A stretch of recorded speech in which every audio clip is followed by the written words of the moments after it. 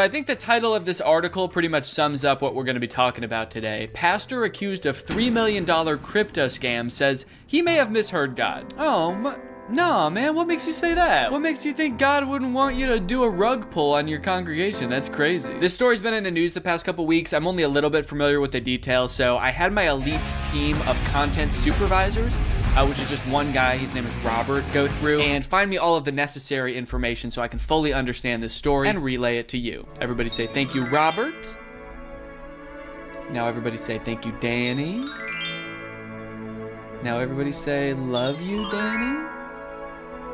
And now let's get into it. An online pastor was charged with civil fraud for selling a cryptocurrency that regulators described as practically worthless. His explanation? God told him to do it. Although it's possible he misheard. It's interesting that he's only saying that he might have misheard now that he's being called out for it. He got caught and now he's like, well, yeah, I might have misheard. Something tells me in the initial stages of this scheme, he wasn't going around telling people like, now I might have misheard God, but I'm pretty sure he wants you to buy this cryptocurrency. God's been really into the blockchain lately. He thinks it's the future. I like that the regulators described it as practically worthless. It's not completely worthless, but it's pretty much worthless. Well, it's kind of fun to buy, I guess. You know, it's fun to get involved in a little project, setting up your crypto wallet and everything, but for all intents and purposes, this will make you broke. This is a horrible decision to buy.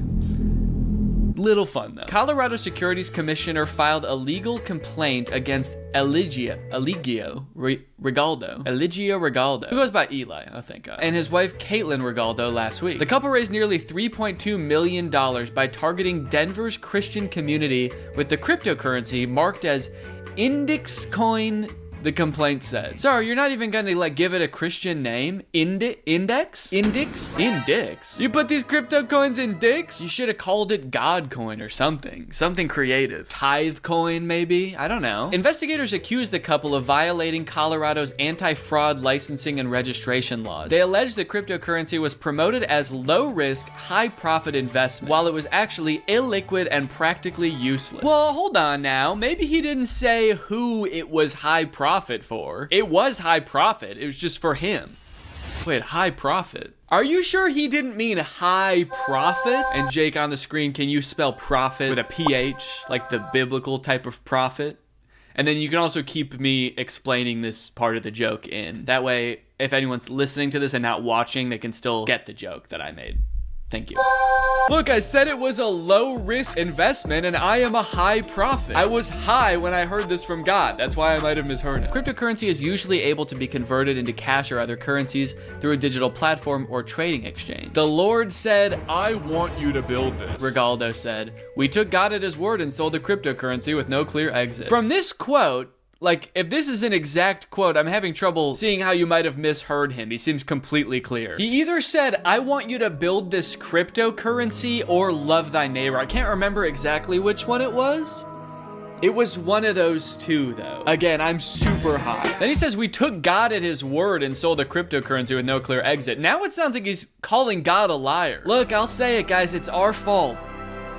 Our fault we trusted God. We allege that Mr. Regalado took advantage of the trust and faith of his own Christian community and that he peddled outlandish promises of wealth to them when he sold them essentially worthless cryptocurrencies. I don't think I've ever been to church and my pastor started preaching about outlandish promises of wealth. I feel like if your pastor starts saying stuff like that, there's definitely a problem. That being said, the pastor totally abused his privilege and his trust that his congregation had in him. That's insane, dude. This is someone that's supposed to be like a spiritual guide to these people. And you know what? To be fair, they might be praying a lot more after this has happened to them, but I still don't really think it was right. The couple sold the digital asset to more than 300 investors between June 2022 and April 2023. 300 investors. They made $3 million? Wait, what? How does that add up? How much were these people investing, dude? 3 million divided by 300. So on average, members of his congregation spent $10,000 on this? They got 300 people to spend on average $10,000 on this cryptocurrency. Dude, that's insane. Oh my God, that's messed up. God. I hate to say it, man. I think he misheard God. Either I misheard God and every one of you who prayed and came in, you as well. No, wait, hold on. They didn't mishear anything. They heard you. He's saying either I misheard God and so did all of you. I mean, we all did, right? They're all like,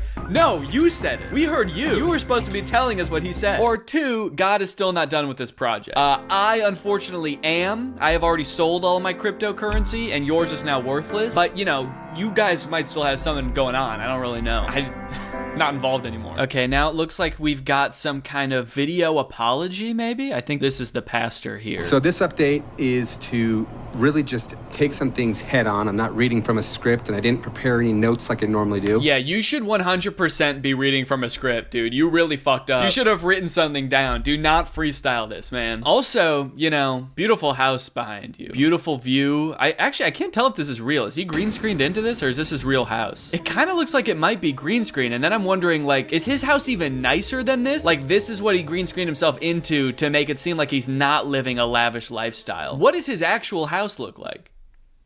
It's just heaven.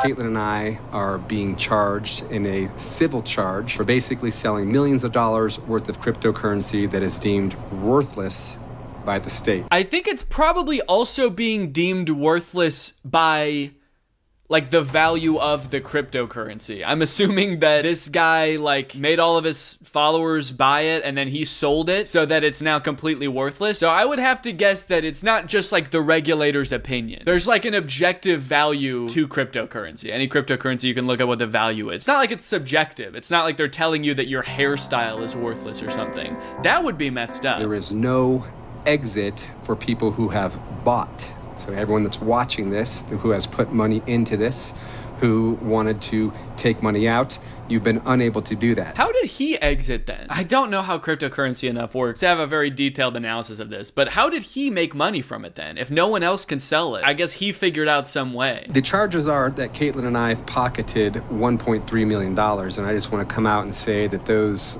charges are true. So there's been $1.3 million that's been taken out of, I think it was a total of $3.4 million. So you exited. So what is all this about no exit? There is no exit. You just said you sold it. You exited. Tell everyone else how to do that. I hope that in this video, I'm not coming across as like bashing Christianity or anything. I think that his congregation was totally swindled by this guy. This could have happened in any religion, probably. This guy is just a con artist. So how this whole thing started is the Lord told us in 21 to walk away from our marketing company. And then he took us into this cryptocurrency. Well, that cryptocurrency turned out to be a scam. That's so crazy to describe something that you made turning out to be a scam. Like, we had no idea. He's describing the cryptocurrency as having like a mind of its own. It double-crossed us, this dirty coin. It's like, you made it. It's like painting a picture of the moon and then being like, oh, the picture turned out to be a moon. We didn't realize it until we were done. I was looking at the moon, I was painting it, and then all of a sudden the picture turned out to be a moon. And so the people who bought this, they were already basically 4x'd, leveraged on this. And so the Lord says, give that to them, but also give them a 10x. And I'm like, well, where's this liquidity going to come from? And the Lord says, trust me. Sorry, was he in like a business conference room with God? Usually when you hear like the kind of wealth televangelist pastors talk about it, even they're not having like these in-depth conversations. They're just getting like signs and stuff. This guy was like writing code with God, which makes the claim that you misheard even wilder, because it's like you had this multi-day long development process. You were getting instructions the entire time. And now you're like, well, I guess I misheard all of them. They were all wrong. He was just talking about, he just said I should go on vacation. Damn it. And we have records to prove all this. And then as we're sowing all this money. Why is he saying he sowed all of the money? We're sowing all this money. Is that to avoid using the word stole? Yeah, you know, your actions have consequences, man. You reap what you sow. You walk into a jewelry store, you hold up a gun, you sort of sow chaos in the store, and then you reap the diamonds. And so we sowed 100,000 of that. And then from that point forward, things really started escalating and we just continued. Basically, all I'm getting from this video is he's like completely admitting to everything. And his excuse, of course, is that God made him do it or told him to do it. But at the end of the day, he is just like, guys, I've been accused of a crime. So let me just defend myself by saying, here's how I committed the crime. I did do it. There was a little old lady walking down the street, so I did walk up to her, and in my defense, I did push her down and take her bed. Now, that seems ugly, but let me be clear that I did also shoot her in the knee. Okay, so now we've got a LinkedIn profile for this company, Index Coin. The best of crypto with just one coin. Index Coin empowers you to participate in the best of crypto technology, being losing a ton of money, including Bitcoin, altcoins, NFTs, the metaverse, DeFi, and ETFs without becoming an overnight crypto expert. Okay, but to be clear, we're not participating in any of these, right? It's just Index Coin. You get to participate in Bitcoin, NFTs, the metaverse without having to participate in all of that Bitcoin, NFTs, the metaverse. Damn, there are no jobs available at Index Coin right now. That sucks. I was gonna apply. I heard the salary is really good. And then here are the two scammers listed as the two only employees here. The wife, her bio is Jesus, family, and business, and the husband's is Jesus, people, and business. Dude, if I was his wife, I'd be so pissed off about that bio. Who's people? Am I people? You just love everybody the same, huh? Everybody's people? Where am I on the list? Where am I? And then they've also got a website, indexcoin.com. It's crazy that all of this is still up and running. Like, he's being investigated for it. He actively admitted that it turned out to be a scam against his own will. But the website's still up. Can I still buy Index Coin? Oh, buy now. Oh, okay, you can't buy it anymore. Proofed by Hackin? What does that mean? Is this who made it? Hackin? You cannot buy a cryptocurrency made by a company called Hackin. Yeah, we're called Hackin because we're gonna hack into your computer and steal all your information. You should have known, it was in the name. We named our company We're Gonna Hack You. A coin that will transform the world and you along with it. Join a community, access courses, enjoy content, and create wealth. I gotta say, there's no like religious messaging in this website anywhere that I can find. Let me see if I can control F God real quick. No God or Jesus anywhere on this website. You could at least credit the guy that came up with it, dude. Dang. Okay, this video is called Index Update from June of 2023. So this seems to be while the scam was going on. He's giving a little update. Let's see. Good morning, Index Coin. Good evening, Index Coin. Wherever you guys are calling in from. Where are you calling in from? Just out of curiosity. You're in front of a green screen again. Does he have like an actual church, or is it like an online only church and he's always in front of a green screen? Because I know those do exist too. Show us your house, man. Maybe this is before he stole all the money. He really did have to use the green screen back then because his house was small. Now he has to use it to make his house seem small. Is he using the green screen because he's like already on the run from something else? Some previous con? Don't mind the green screen behind me, guys. I actually am in the witness protection program. A lot of people want to find me and a lot of people want to hurt me. I have torn multiple families apart. Wherever you guys are calling in from. Good morning, good afternoon, good night. He just goes to sleep. Good morning, good afternoon, and fuck it. Good night.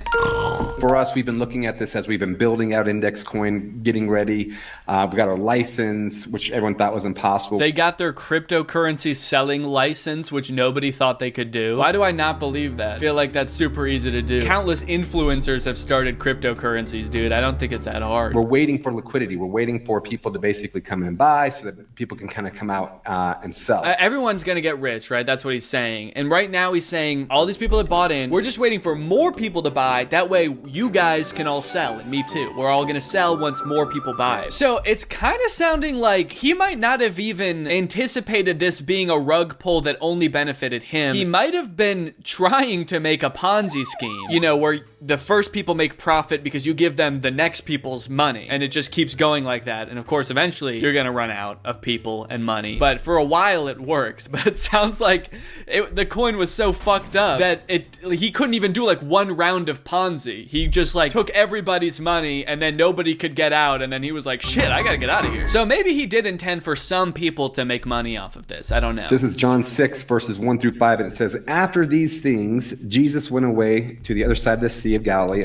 or Tiberias. Yeah, I'm gonna be honest, this has nothing to do with cryptocurrency. I hate to say it, I don't think the people who wrote this part of the Bible even knew what Index Coin was, dog. Okay, so it looks like the latest update to the story was January 31st. Pastor charged with stealing millions, seen in Zambia after missing hearing. Seen in Zambia. What is he, Bigfoot? Oh, there he goes. Oh, he's gone. Damn it, we still can't catch him. So he flew to Zambia so he didn't have to go to court? Denver pastor Eli Regalado, facing civil fraud charges for allegedly selling millions in a bogus cryptocurrency scheme, was seen in Zambia teaching about God and finance, probably mostly finance, at the Gifted Faith Ministry in the company's capital after missing a court hearing on Monday. Regalado's appearance at the church's Glory Shift conference on multiple days this week comes after he missed a Monday court hearing where a preliminary injunction and asset freeze were granted after he was accused of exploiting his religious influence to defraud investors. Oh yeah, here he is, wearing the gray hoodie. Pastor Eli visits a church conference in Zambia after missing a court hearing in Colorado. Man, he got out of there fast. Everyone in this picture, you gotta run away from this guy, dude. He's gonna steal all of your money. All right, well, it seems like for now, that's where that story has ended. I hope you guys enjoyed this video, and I'll see you guys next time. Bye-bye. What's up, Greg, and welcome back to another episode of Daddy Wanna Bang.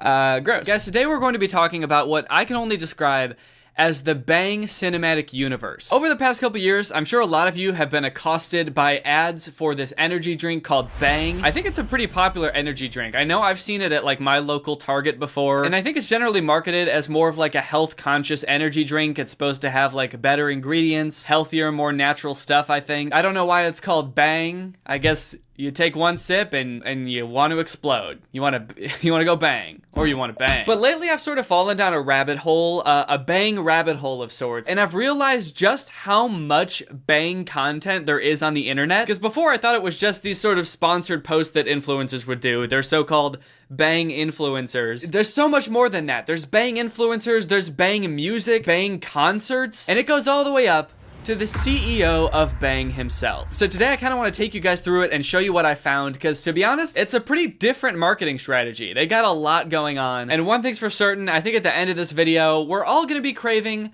a sip of that Bang. Okay, so let's start off with this TikTok that was on my For You page recently. It's by this dude named Antoxme. It's called She Likes to Play Games. Hashtag Bang Energy, at Bang Energy, at Bang Energy CEO. Hey babe, can you come crack my back? You know, if you keep doing this, you're gonna get hurt eventually. Probably. Are you good? Wake up, wake up. Stop. Quit playing. Quit playing. Okay, wake up. Wake up. Hey, why do all the comments on this TikTok say it's staged? What does that mean? There's no way this is staged. What the hell? I like that his reaction to supposedly thinking he just like broke this girl's spine is like, are you good? Are you good? Wake up, wake up. Stop. Stop. Cut that out. What are you doing? That's weird. Also, I like that this appears to be an advertisement for this energy drink, and the way it's being advertised is like, fuck, I think I just killed my girlfriend. Should I call 911? Or take a sip of this Bang? But also, is it just me, or does this dude not even take a sip of the Bang? It kind of looks like he doesn't like how Bang tastes, because he's just kind of like, yep, that's enough for me. I think that's enough Bang for me today. He's like, look, they're paying me to tag them and show the Bang in the video, but they're not paying me enough to taste this shit. No. Plus, then I wouldn't have any to pour all over my girlfriend's corpse, which is what I'm going to do next. Are you good? Dad's dream was always to have a huge TV, and I ended up breaking our old TV to surprise him with the one he wanted. Hey Dad, I have a surprise for you right over here. Wait, okay, hold on. What? I feel like we just skipped over a lot of exposition. We're just gonna whiz past all that?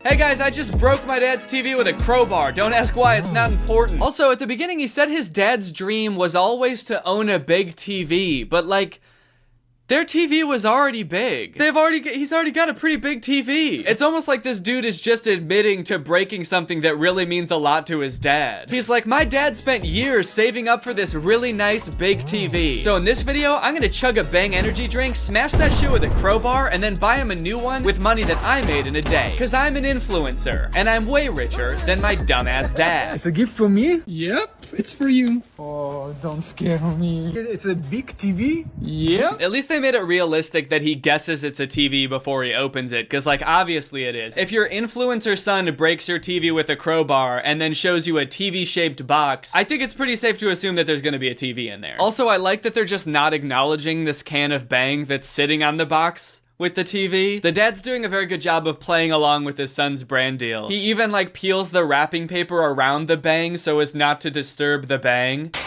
Are you happy, Dad? I'm very happy. Well, that was a nice heartwarming video, I suppose, but I do feel like both of these Bang Energy ads didn't have anything to do with Bang Energy. Come to think of it, I don't think they've said anything about the Bang Energy drinks, like what it is or what it does. But that's okay, you know, I'm sure we'll get to the bottom of it eventually. Let's watch a couple other videos about Bang Energy from other influencers, Bangfluencers, and see if we can get any more answers. Okay, there's this one by this dude named A. Patrick called I Can't Believe He Actually Drank It. Again, at Bang Energy, at bangenergy.ceo, hashtag Bang Energy. So in this one, which is also definitely not staged, this dude Patrick is doing push-ups outside on a hot summer's day in a sweatshirt and jeans, which seems like a weird combination at first, but the jeans are ripped, so at least there's some ventilation. Then his friend comes along and sees this can of Bang sitting next to Patrick, and he takes a sip of it, because we all know you can't resist a Bang. But then Patrick gets up and wrings his sweat towel into his can of Bang, and his friend is like, oh,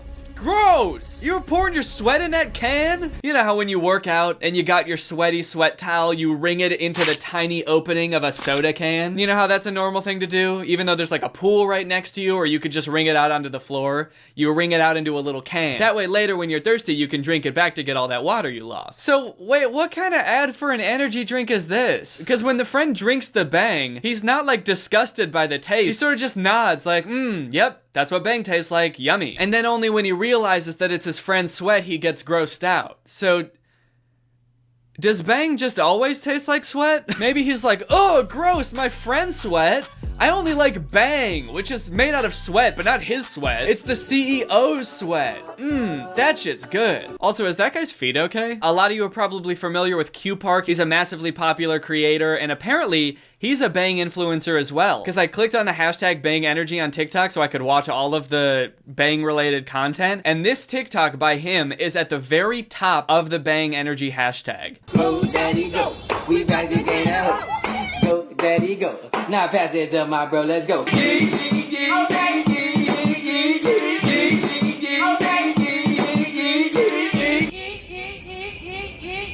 If you had to guess how many likes that TikTok has based on what you just saw, what would you say? Take a second to think about it and then write it down on a piece of paper. And then take that piece of paper and crumple it up and stick it up your butt. Because this video has 18 million likes. I think this might be the most liked TikTok I've ever seen. I'm not even exaggerating. I don't think I've ever seen a TikTok with more than 10 million likes, let alone 18 million for Go Daddy Go. Is this all you have to do to have like the most liked video ever? Just like take a can of Bang to the streets and hump? I mean, don't get me wrong. I liked the video.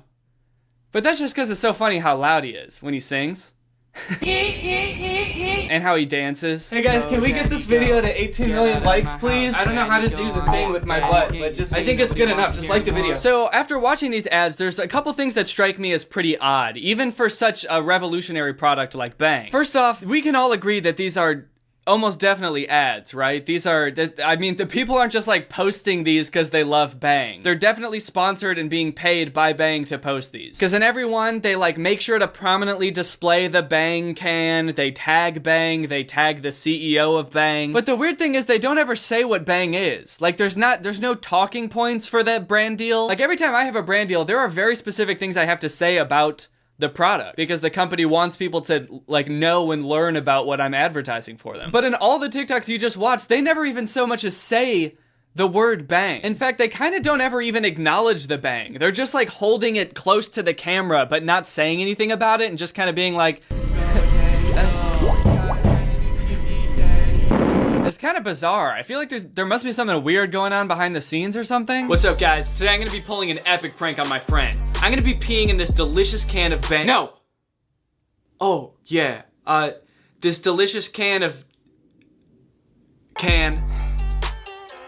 Thank you. Dude, I don't understand. If we're doing an ad, why can't we just say Bang? Hey! What are you trying to get us both killed? Let's just get this over with, alright? Just pee in the can, and then I drink it. Nobody's gotta say the B word. Oh, come on, dude. What, you think we're gonna get killed for saying Bang? What? No, no, no! You fool! Look what you've done! Oh, no! What? They've got snipers on the hill. We got visuals on the target, over. It's too late now. We're sitting ducks. Alright, kill him. And that's how it all ended. There was nothing I could have done. But at least when it was all over, I went out with a bang. Whoa, wait, what are you guys doing in the studio? You said it again, motherfucker. No!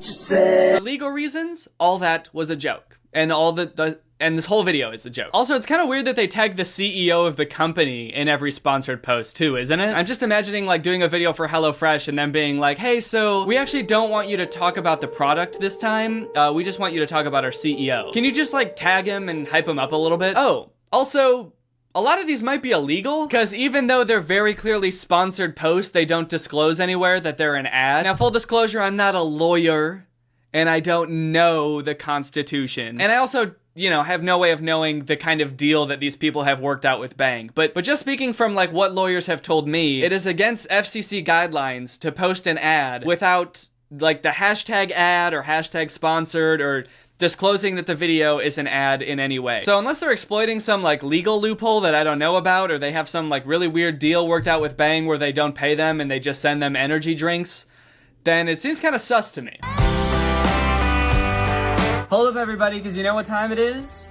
It's time for a Bang taste test. I've already finished filming this video, but I got kind of curious about what they actually taste like, so I went and got one, and so I can do a little taste test, because I'm sure you guys are probably curious too, right? You probably want to know what Bang tastes like. So they had a bunch of different flavors. They had like a peach flavor, birthday cake flavor. They had a ton of different flavors, and all were pretty descriptive, except for this one, which is called Radical Skedaddle. What is it called? Yeah, Radical Skedaddle. So I got this one because I thought it had the best name, and because I want to know what Radical Skedaddle is supposed to taste like. So up top it says Super Creatine, Ultra COQ10 EAA Aminos.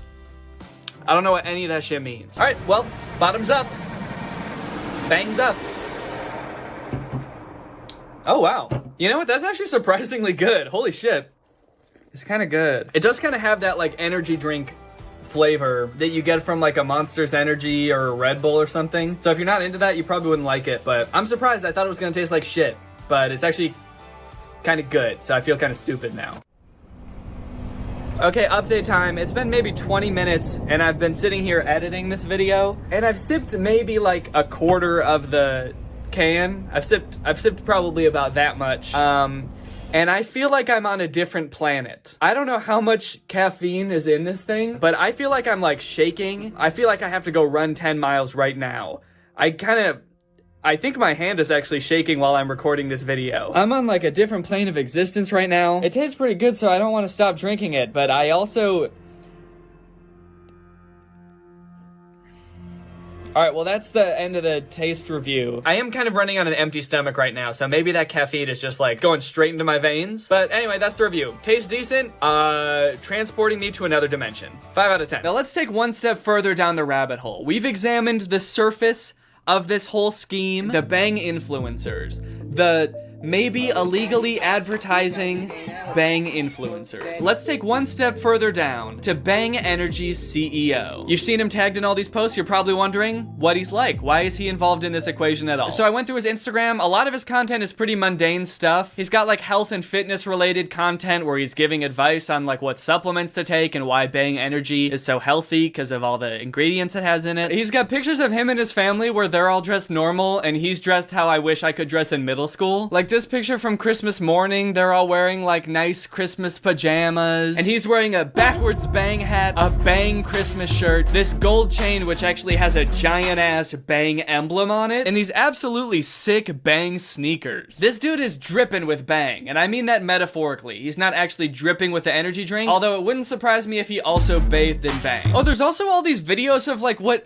I'm really not sure what they are, but they seem like just Bang concerts, where there's like a ton of people in the crowd. The CEO of Bang is up on stage, of course, with that big chain, that big Bang chain. There's dancers up there dancing in Bang uniforms. They're like shooting money into the crowd and they're blasting this music that's talking about Bang. I got that Bang you want, Bang you want, give it to ya. So I don't know what's going on with that. I guess that, I don't know, Bang has this like really loyal cult following that goes to all these Bang raves. The people in the crowds in these videos look like they're having the time of their lives. There's also all these cool videos of the Bang CEO shirtless working out. Yeah! These are my favorite ones. If you ain't training, you ain't gaining. If you ain't banging, you ain't hanging. Isn't that a Nicki Minaj lyric? If you ain't banging, we ain't hanging? Or it's, if we hanging, we banging, foam fanger he's slanging. It ain't karaoke night, but get the mic, cause I'm sangin'. There's something weird about the energy in this video. The vibe is all off. This doesn't just seem like a regular workout video. I feel like the caption should be like, POV, I kidnapped you and you're watching me work out. Where am I? If you ain't training, you ain't gaining. Who are you? If you ain't banging, you ain't hanging. Oh shit. Is this because I said bang in my TikTok? Yeah. Look, man, it was a mistake, okay? I promise. Come on, man, let me go, please. I swear, I won't do it anymore. I promise. That's one of his favorite moves at the end of a video. He'll be doing something pretty mundane, like working out or like cracking open a can of Bang, and then he'll just go up to the camera and punch it. And it seems like pretty hard. Camera guy's just like, stop fucking punching my camera, dude. I've had to buy like 15 cameras this month because you keep punching the lens. Come on, man. I pay you enough to buy a few extra cameras. Quit complaining. You've never paid me money. You pay me in cans of Bang. Hey, man, if you ain't banging, then we ain't hanging. You gotta stop saying that, dude. It's really creepy. I know it's the name of your drink, but it just sounds wrong. Huh. I never thought about that. I guess that is the name of my drink. Friends, family, fans, and followers, this is how we make Bang. Ooh, an exclusive Bang factory tour. Maybe we'll get to find out some inside secrets on how they make Bang. Okay, some machines with cans. Very cool. Oh, cool. They go through a flashing light and then some go in a bucket. Cool, so that's good to know. When you drink Bang, you know that this has been in a flashing light. And maybe in a bucket also. So that's some really helpful information. What? I can't hear you. There's a lot of factory noise, and also you're still playing music over this part. I'm starting to think that even he doesn't know how they make Bang. He's not explaining anything. There's nothing going on this tour. They're just showing like really complicated machinery, and then it pans over and he's sort of just like, yeah, it's doing the thing, it's making Bang. Damn, well, I still have no clue how they make Bang, but one thing's for sure, it looks fun. They go through a little rave and then a corkscrew, like a roller coaster. That's probably how they get it to taste so good. Those kids are having fun. So I'm not sure if you've noticed in any of these videos, but one of my favorite things about all of these videos on this dude's Instagram is that they have like custom Bang music. And by custom Bang music, I mean like pretty generic sounding house music or like rave music, but with some guy just saying like Bang over it. Gotta keep that bang, cause it gets me turned up. Bang, bang, gotta keep that bang. You know what time it is? I know what time it is. Let's go. Bang. It's Bang time! This ad for their key lime pie flavor has a really good one too. I love my bang.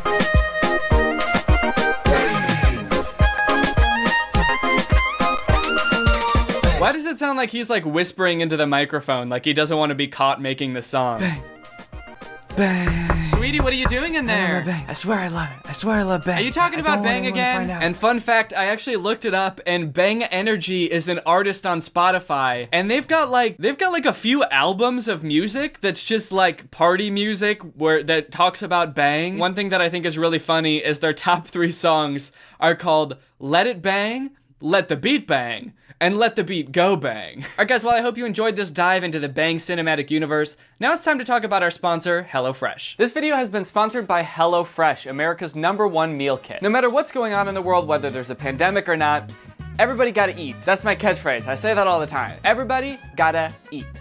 Everybody gotta eat. But in order to eat, a lot of times you gotta cook, or you gotta go out and drive somewhere and get something to eat. And both of those things, to me, usually aren't very fun. But HelloFresh takes a lot of the stress and the prepping out of cooking and actually makes it a pretty enjoyable experience, which is why I love HelloFresh. HelloFresh recipes are delicious. They have a huge variety of recipes, so you get something new every week. Plus they have low-calorie recipes, carb-smart recipes, vegetarian recipes, and even pescatarian recipes, so there should be something for everyone. Like I said, they take a lot of the stress out of prepping and cooking cooking your meals. So you can get dinner on the table in as little as 30 minutes, sometimes even 20 with some of their quick and easy options. Another reason I really like them is because it's a pretty sustainable option. Since they pre-portion all the food they send you, that means less prep time, but also less food waste. And HelloFresh's carbon footprint is actually 25% less than store-bought grocery meals. It's super flexible. You can easily add meals, you can add lunches, you can add extras, easily change your delivery days or food preferences. And if that wasn't reason enough to love them, they donated over 2.5 million meals to charity in 2019, and this year they're stepping up their food donation game amid the COVID crisis. So if you want to check them out, then go to HelloFresh.com and use my code 10TrulyGreg to get 10 free meals, including free shipping. That's HelloFresh.com and code 10TrulyGreg to get 10 free meals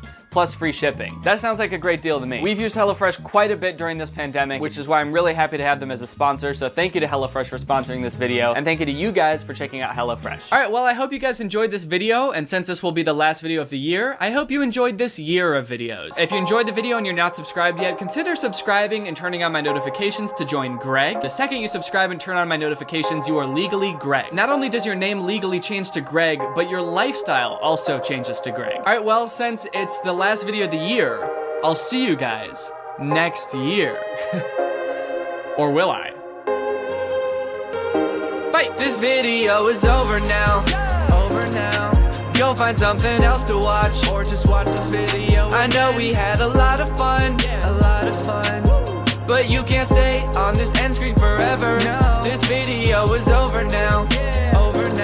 So why are you still watching this? What's up, Greg? I hope you're having a great day. Welcome back to another episode of me saying the same line over and over, trying to sound funny, and then editing out all the bad takes so that I sound really put together and clever. All right, gang, it's that time again. I know it's been a while, but today we're going to be watching another Disney Channel original movie. This one is called Pixel Perfect. I feel like I say this every time I do a Disney Channel movie review, but I have never seen this movie before. Actually, one of my friends suggested I make a video about this movie. They said it was a lot like How to Build a Better Boy, which, if you've seen that video, you know I love. And you know what? After watching it, I have to agree, it is very similar to How to Build a Better Boy, except that this movie came out in 2004, like 17 years ago. And you know what?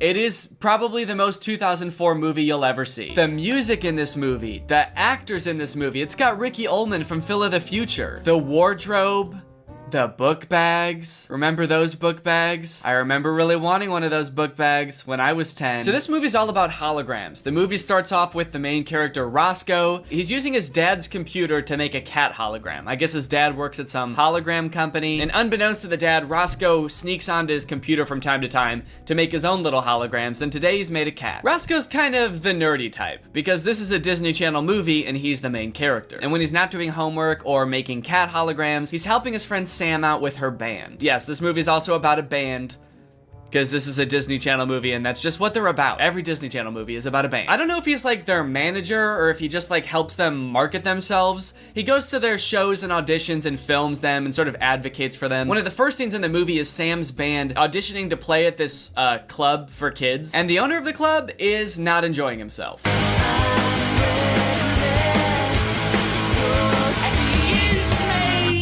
Do you sing lead on all the songs? Pretty much, yeah. Okay, love. Put down the guitar, let's see you move. Kind of a weird thing to say to a teenager. The conflict of this movie starts because Sam's band doesn't have the right image, you know? Their music is good, but Sam is the lead singer and she doesn't know how to dance. And for some reason, the owner of this club really wants a band who can dance. Dance, strut, show some personality, some presence. The owner of this club kind of reminds me of John Mulaney's impression of Mick Jagger. Not funny! Sam gives dancing a shot, but she's not good at it. In fact, she's so bad at dancing that the microphone gets fucked up. I don't know how that happened. The microphone's just like, make her stop! She's so rigid! This movie is chock full of young adult movie tropes. Not just the nerdy main character, not just the band, but we've also got Business Dad. He's always talking about business. Even when Roscoe thinks he's talking to him, he's actually talking to his Bluetooth. You see, that's the problem. How do you get past all those bumps? You ship them off to China. What? Overnight, every last one of them. Thanks for the help. What? But why did my son run away like that? What do you want me to do?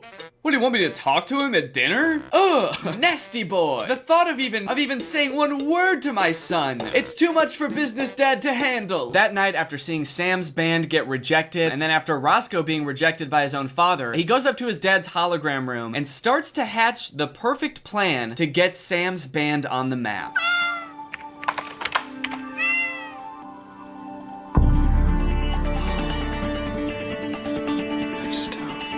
That's it! Nice tone. I'll make the cat sing! Singing cat hologram! Just kidding, he makes a girl. He makes a hologram of a human girl. So using references of a bunch of famous women actors, a bunch of pop singers, he gets to work crafting the perfect lead singer that can sing and dance and put on a show. It's a really good thing that Roscoe's dad has so many pictures of famous women in his office. I guess he must have known that they would come in handy at some point. I'm just not exactly sure why he had so many. Meanwhile, since Sam is feeling pretty down about her abilities as the lead singer, the band is holding auditions for a new lead singer. My life is a bad school lunch. It ain't no Sunday brunch. Yeah, the auditions are going so bad that nobody's even singing at them. They're looking for a new lead singer and nobody has sang yet. One girl's doing slam poetry, the other is Irish dancing. It's kind of weird. I feel like they just should have had people there singing poorly. It was kind of a weird writing decision to have people auditioning doing something not even related to what it is. I mean, I guess like slam poetry and dancing are close to singing, but like you can't just go to an audition and do something close to what you're supposed to do, right? Hi, I'm Danny. I'm gonna be reading for the part of Spider-Man. Awesome, let's see what you got. Okay. Ow! What? What is that? I'm a spider. Yeah, I can see that, but it's Spider-Man. You're supposed to be auditioning for Spider-Man. Yeah, but this is like pretty close. Yeah, I guess kinda. But like, this is not gonna help you get the part. You're supposed to be a lovable superhero who goes around like solving crimes and shooting webs. Yeah, out of my ass, right? No. But just then, this girl Loretta shows up. And don't tell the band, but she's actually a hologram. Excuse me, I'm here for the audition. So they get all set up, and immediately, they're blown away.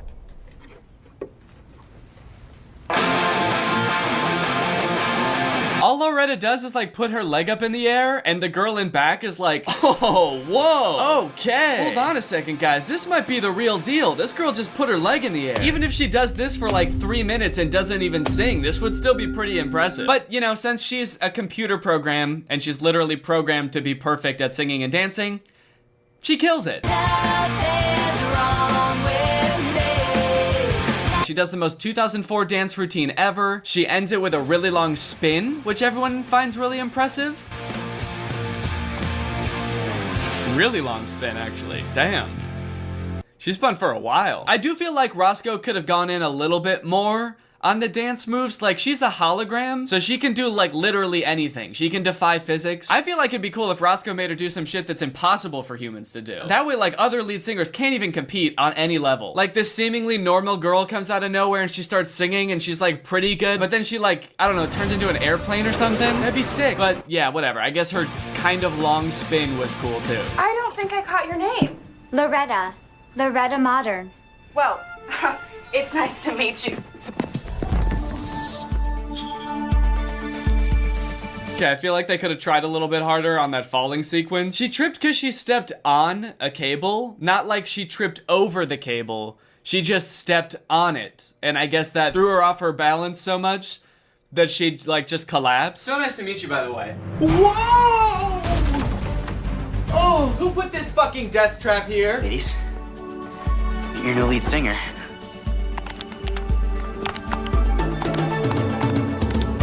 My father's been working on holographic technology and artificial intelligence for Skygraph. He just hasn't applied it to the human form. Wait, I'm sorry. He hasn't applied... His dad, who works at the hologram place, hasn't even applied this to the human form yet. And somehow Roscoe made this overnight. Just in one night, he just kind of cranked out a girl. Before we get too far into this, there's a lot about the technology of this movie that, quite frankly, does not make any sense to me. I feel like it's just totally nonsensical. Like, they could have explained it better by just being like, it's magic, actually. And it's happened so much throughout this movie that it's almost to the point where, like, I don't even want to bring it up because I feel like it'll just be annoying for me to keep harping on this. Almost, though. It's almost there. I will continue to harp on it. So how did Roscoe make a perfectly functioning human in one night? This is something that like scientists have been trying to crack for decades, like an artificial intelligence that can compete with like human intellect and expression and stuff like that. And Roscoe would just kind of got sad because his dad didn't talk to him one night and was like, fuck it, I'm gonna have to end these scientists' whole career, I guess. Boom, human. She looks photorealistic, she can speak English, and she can form sentences. Also, I just kind of want to know like how this hologram thing works in general. Roscoe, can you tell us how this thing works? The computer uses echolocation to measure the room and pulsing frequencies to hold her pattern. Oh, okay.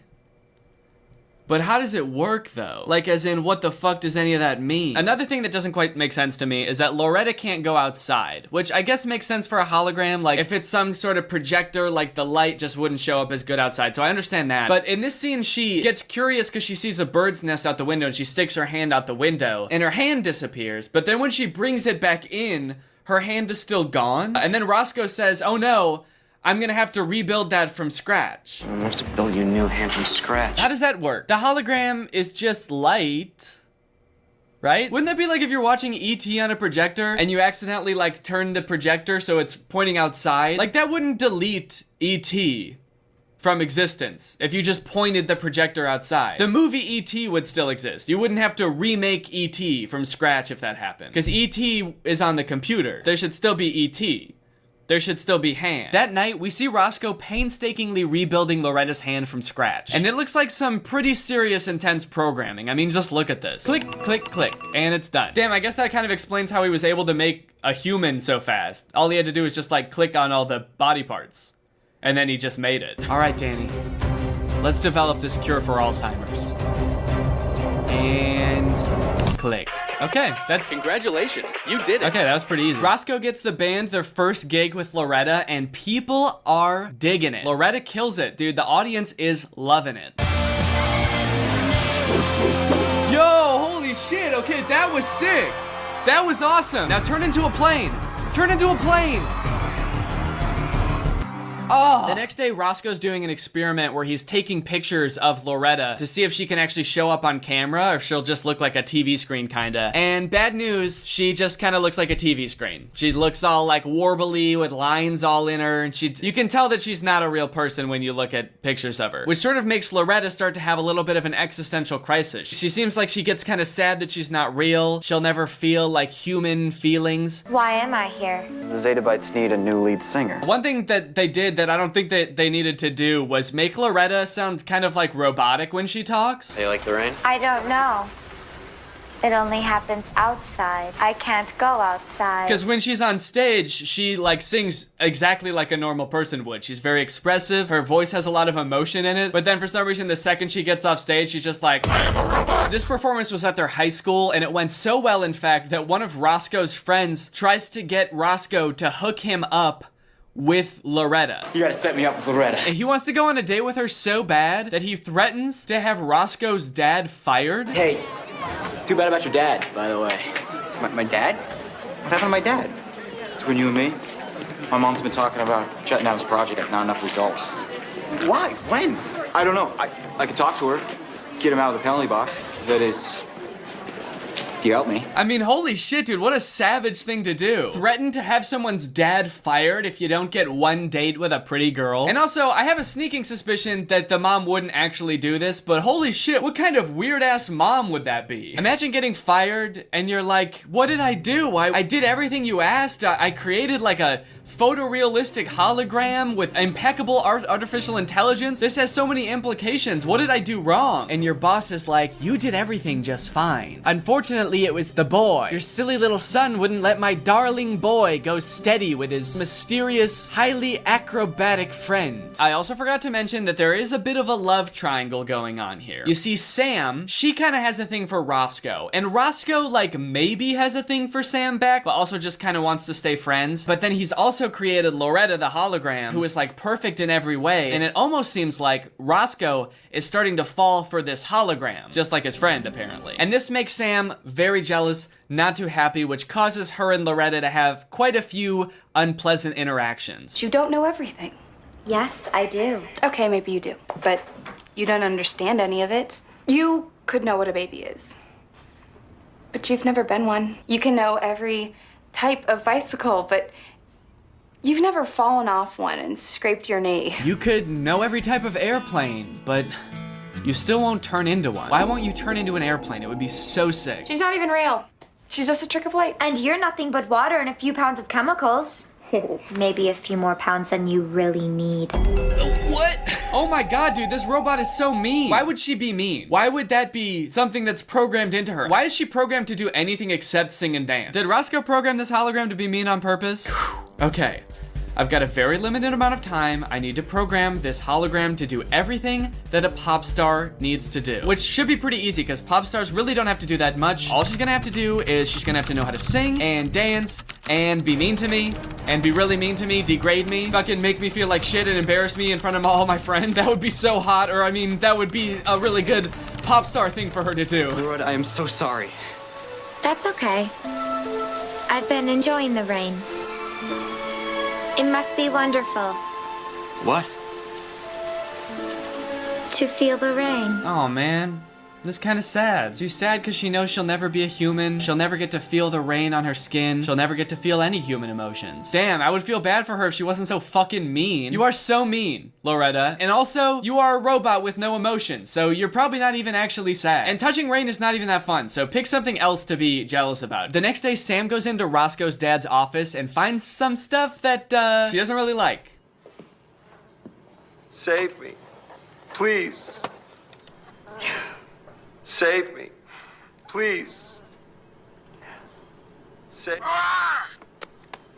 What was that screensaver? They just glossed over that so fast. The screensaver on their computer is Roscoe as a spider eating his dad, who's a little fly on his web. And then when it cuts away from the computer, you hear Roscoe's dad get eaten. I'm so confused about that. Whose computer is this? I'm pretty sure it's Roscoe's dad, right? Did Roscoe make a screensaver of him murdering his dad? Does Roscoe's dad see his son as a threat? Is one of them auditioning for Spider-Man? I'm so confused. Some gene pool Roscoe gave you.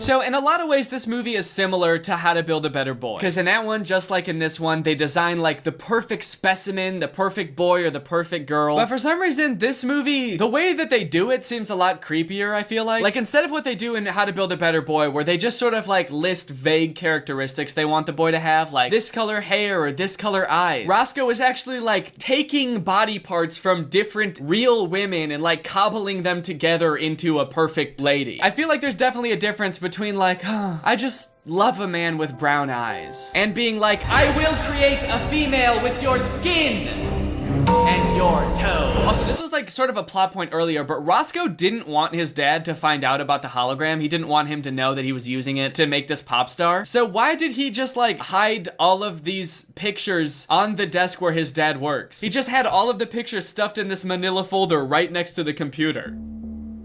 Hey, son. Are you by any chance using my computer to make a human-woman hologram? Huh? What? No. Are you sure? Because I found this manila folder at my computer that has like a bunch of pictures of blonde women in it with circles around different parts of their body. Oh, yeah. That's just, that was just homework for math. They're making you study white women in math class? Yeah, it's part of the Pythagorean theorem. There's notes on a lot of these pictures. This one says, this chin will go great on my hologram. Oh, wait. Oh, those pictures. Oh. Why do you sound so surprised? Those are for my cat hologram. So this human woman's chin is gonna go on your cat hologram? Yes, Dad. Actually, it is. Is that so hard to believe? I want my cat to look good, okay? I want him to have a nice chin, a nice ladylike human chin. In fact, I'm pretty sure I've told you all this before, actually, but you were so busy on your work phone that you must not have heard me. You know, all you do is work. Do you know that? You never pay attention to me. Or my cat. Well, son, you never held me as a child, Dad. You were always too busy working. I don't think you've ever even hugged me. You know what, son? You're right.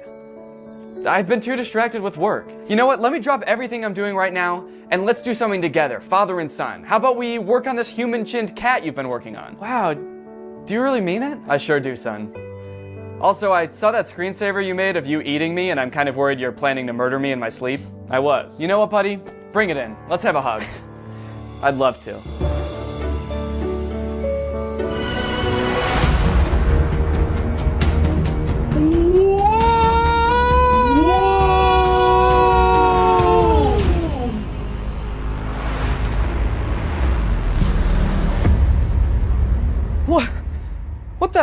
Dad, you're a hologram? What?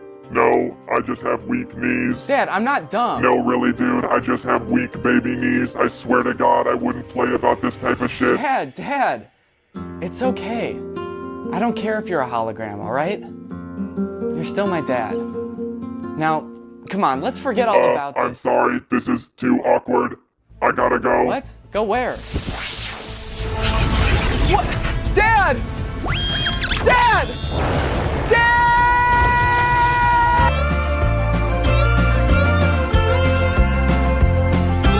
Hell yeah, dude. I told you it'd be sick if they turned into airplanes. We get to see Loretta and the band performing again. This time they're singing a kind of a sad song about wishing a boy would notice them, which, you know, is kind of thematically relevant.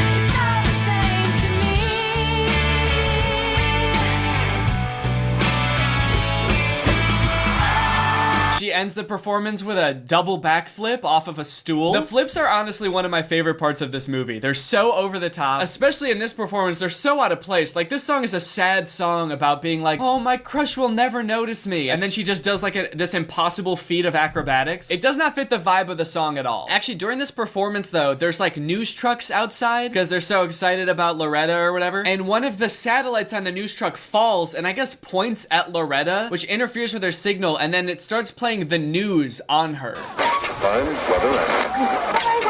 which is pretty silly. I like that. That's a funny little thing to have happen. I am confused though, because if we're to believe how they explained the technology before, this should be permanent now that Loretta is like this. Because when she lost her hand before, it stayed lost. Now she is the newsman for a second, so she should be the newsman forever now, right? Isn't that how this works? Then they get discovered by a talent agent. Mr. Giles, it's me, Daryl. Well, you must have found something if you're calling so late. Only, Hearthstone's next media sensation. Yeah, listen to this. This sounds like shit. It's just people cheering. It's not even music. Since this little bit of interference happens though, it makes everyone realize that Loretta is a hologram, which people didn't know before. And from there, Loretta blows up, dude. Everyone's obsessed with her. They get discovered by this talent agent. She ends up on TV, which apparently is okay. She can be on TV. I don't know why they had the scene of Roscoe taking pictures of her before. If they were just gonna throw that whole bit out the window because she is on TV now and she looks fine. And everything seems like it's going great for Loretta and the band. And they even start to record an album. Take a good look, because that is the future of the music industry. A month from now, every teenager in America is gonna want to be just like her. Smart, talented, high resolution. Album title. That actor looked like he wasn't paying attention at all until it was his turn to say a line. He looked like he was just like spaced out until it was his turn to say something clever. Take care of my girl, Roscoe. Your girl? Your girl?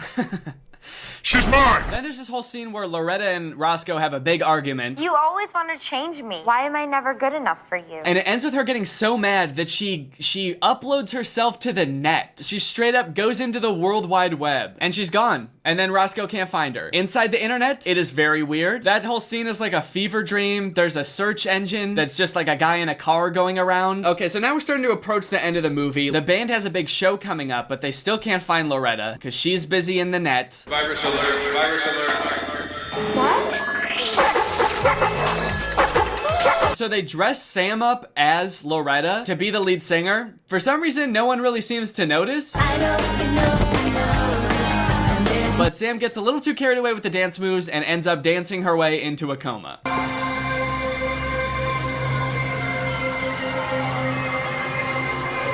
Damn. I guess the microphone from earlier was right. She really did suck at dancing. The end of the movie is so strange. Loretta finally shows up after being gone for a while. She sees that Sam is in a coma, and she sees that there's wires attached to her brain because they're monitoring her. And she says, wait a minute, I can fix Sam. I can just go into her brain and fix the coma. Loretta, no. It's not a computer. If you go in there, you can't come out. Loretta, no! And she ends up going in there and then taking over Sam's mind. She's waking up. Hi, Roscoe. Loretta? Super creepy concept and makes Loretta seem like evil. Oh my god, Sam, you're okay.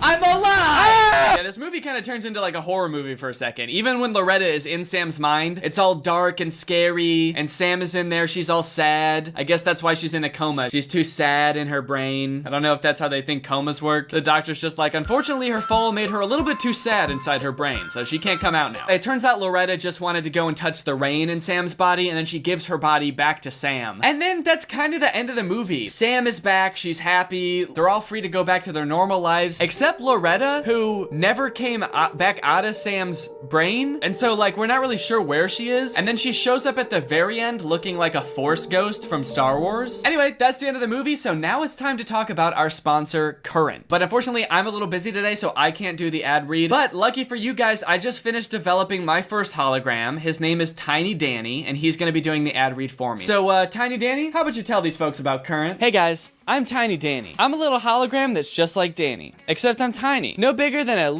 tiny little stick of gum. But unlike other holograms you might have seen, I wasn't programmed to argue or be mean or even to sing and dance. But I was programmed to know a good opportunity when I see one. That's why I'm so excited that this video is sponsored by Current, because Current is giving you guys the opportunity to win $500. If you don't know what Current is, it's banking entirely on your phone. You can get paid, request money, send money to friends. You also get a Visa debit card. This is mine, or rather this is an exact replica of Danny's, because I am a hologram, so this is also a hologram, but the real one looks just like this. And one of my favorite things about Current sponsorships is it means we get to give back to you. Like I said, they are also going to be giving away $500 to 10 people. And here's how you can win. All you have to do is sign up for Current using my link. That's current.com/tinydanny. Then you find me on Current. My username is just @Danny Gonzalez. And you request $500 from me. That's it. That's all you gotta do. Seems like pretty much a win-win to me. It's free and you can win money, so why not? So thank you to Current again for sponsoring this video, and thank you to you guys for checking out Current. And now I have to go stick my head out a window, thus decapitating myself. Back to you, Danny. Thanks, Tiny Danny. All right, guys, well, I hope you enjoyed this video. If you're new here and you're not subscribed yet, make sure you subscribe and turn on my notifications to join Greg. Greg is what I call my fan base here on YouTube, but it's more than just a fan base, you know? It's a family, and it is an army. So keep that in mind when you hit the subscribe button and the notification button. You are technically and legally joining an army, but I mean, we probably won't go to war against anyone. But don't worry about that. Most Gregs have never even seen combat yet. So if you want to join Greg, just subscribe and turn on my notifications, and I will see you guys next time. Bye-bye. This video is over now. Go find something else to watch, or just watch this video. I know we had a lot of fun. But you can't stay on this end screen forever. No. This video is over now. So why are you still watching this? Hello everybody and welcome back to the second channel. Thank you for joining me today. We're gonna be going through the subreddit again, so kick back, relax, crack open a sparkling water with your boy, and cheers with your boy, and have a sip with your boy. Really excited to jump back into the subreddit. I don't think I've been on it at all since the last subreddit video I did. I've been so busy, so I don't think I've been on my subreddit at all, so I'm curious to see what people are talking about. Let's go top and let's go month. Okay, all right, love to see it. The first post is about the half marathon that I ran. This is the same thing on my Instagram, dude. Everybody was commenting on the fact that it says Daniel on my bib. Yeah, that's my name. I posted on my Instagram, ran my first half marathon yesterday, blah, blah, blah. You know, I was really excited for myself. All of the top comments are just Daniel, Slay Daniel, oh, I accidentally liked that one. I posted this thing, I'm really proud of it, you know, like a really crazy accomplishment for me. I was super stoked on it, and everybody just wanted to comment on the fact that I have a full name. Wait till you guys find out I have a middle name too. You guys are gonna flip out. No one ever really does call me Daniel, and to be honest, I don't like going by Daniel. I never know whether I can put Danny on stuff like this. Like, do I have to legally put my legal name? I'm starting to think I don't, based on the reaction to this. Also, I love people saying this is photoshopped. I've made a big mistake in occasionally posting videos where I'm like trying to trick my audience, because now whenever I do cool shit that I think is cool, people are like, yeah, no, it's not real. You didn't do that. I'm getting gaslit by my own audience. I ran my first half marathon, dude. It was awesome. No, you didn't. You did not. Okay, we're getting some congratulatory comments in here as well. And this person said, whoa, go Danny, good job. But then of course it's followed up by someone correcting them and saying, Daniel. This is Daniel now. Maybe I should change my second channel name to be Daniel Gonzalez. So the main channel is Danny. And then once you get to know me a little better, you find out I've got a real legal full name. Then you can come on over to Daniel Gonzalez and see what's good. This does bring up a good point, because I've seen a few people ask why my second channel is called Too Danny Too Furious. Like, I've seen posts on like Twitter and Reddit being like, is this a reference to something? I guess I didn't know that there were that many people that didn't know the movie Too Fast and Too Furious. Is that something that needs explaining? I just thought everybody knew that movie. But for those of you who don't know, the second Fast and Furious movie was called Too Fast, Too Furious. So I figured if I'm doing a sequel to my original channel, I should name it Too Danny Too Furious. So I'm sorry if that was confusing. Let me know in the comments. I'm very curious how many people knew that and how many people like didn't understand it at all, but just kind of like silently accepted it and were like, oh, that's kind of weird. Okay, let's go back to the subreddit and see what people are saying. Wow, that guy looks like Danny and is also named Daniel. What a coincidence. Ha, right? I just thought it was funny to think of his name being Daniel. It sounds so serious. It does sound serious. That's why I don't go by Daniel or Dan. Whenever I meet older people, it's like they refuse to call me Danny. Just like anyone who's like older than like, I don't know, like 65. They want to call me Dan so bad, and I don't know what it is. Am I too old to be Danny? I just feel like I'm Danny. Dan sounds so serious and like boring to me. I don't want to go by Dan. But like, for some reason, every old person in my life wants to call me Dan. No matter how many times I say my name is Danny, all of my public social media is Danny. Like, I have a cousin who's a guy that always went by Jamie when he was younger, but now goes by James. Is that just a thing you're supposed to do when you become an adult? It's like take the Y out of the name, take the E at the end out. I don't know. No one ever teaches you these things. This isn't something they're gonna teach you in public school, guys. This is why the school system is so flawed. But like, girls don't do that. Like, there are lots of girls named Emily and Haley and Hillary. Girls don't start going by Hiller when they get older, or Emil. So why should I? Fuck that. No, I'm gonna be Dan. I don't like the name Dan, and I definitely don't like Daniel, so I'm gonna keep being Dan. He looks like he's in pain. I'm not exactly sure why I was making this face in this picture, but I don't think I was in pain. I was having a good time for most of it. I feel like something must have been going on just to my left. I've never run any like race like this before, so I was a little bit surprised at just how like wild and crazy people got. There were people wearing costumes and shit. There's one guy wearing a lobster costume the entire time. So maybe I saw some weird shit going on over here. Danny Gonzalez fans when they see someone named Greg. That's true. There's like a good portion of my DMs that are just like people sending me other people named Greg. Anytime someone just says the name Greg in a TikTok, I get tagged in it a bunch of times. And it's like, yeah, I know that, guys, I know there's people named Greg, all right? And honestly, I love to see it. Because if they're named Greg, that actually legally makes them a fan of my video. So, you know, I like keeping up with the fans. I like seeing what they're up to. My bearded dragon doesn't like Danny. Everything looks like angular. This is a Minecraft house. It's just a really big version. Oh shit, I think he was gonna try to attack me. Oh shit, he did attack me. Oh my god. Name the gecko Grego. Name the gecko Greg, or what is it? Oh, it's a bearded dragon, never mind. Name the bearded dragon, bearded Greg. I always have the same reaction when I see Danny. Yeah, honestly, even for me, like editing my videos is really hard because like every time I come up on the screen, I like jump onto my computer monitor to try to kill him. I just have that terrifying of a presence. I'm really scary. I think that's what makes me a really good sleep paralysis demon. It's just like the mere sight of me sends you into your fight or flight response. Danny coming up with the hottest bars known to mankind in songs about the dumbest possible topics. You know, I don't know if I should say this or not, but I actually do have a new song coming out soon. I'm not gonna say when, and I'm not gonna say what it's about, but there will be a new song at some point soon. So get ready for that. And I think it's pretty hard. And I do think it is about the dumbest possible topic. So I'm really staying true to my brand. Run, Danny, run. There I go again. So my dad took this picture. My mom and dad were there, and this is actually my mom's phone. This is my mom's phone case. So my dad is taking a picture of me, and you might be able to notice my mom's phone is like facing like over here. She's like not looking at me at all. When I ran by, I saw my parents, and I'm waving to them, and my dad is like waving and taking a picture back, and my mom is just like looking down the road, not at me. So the reason I'm making this face in this picture, you might notice I'm making kind of an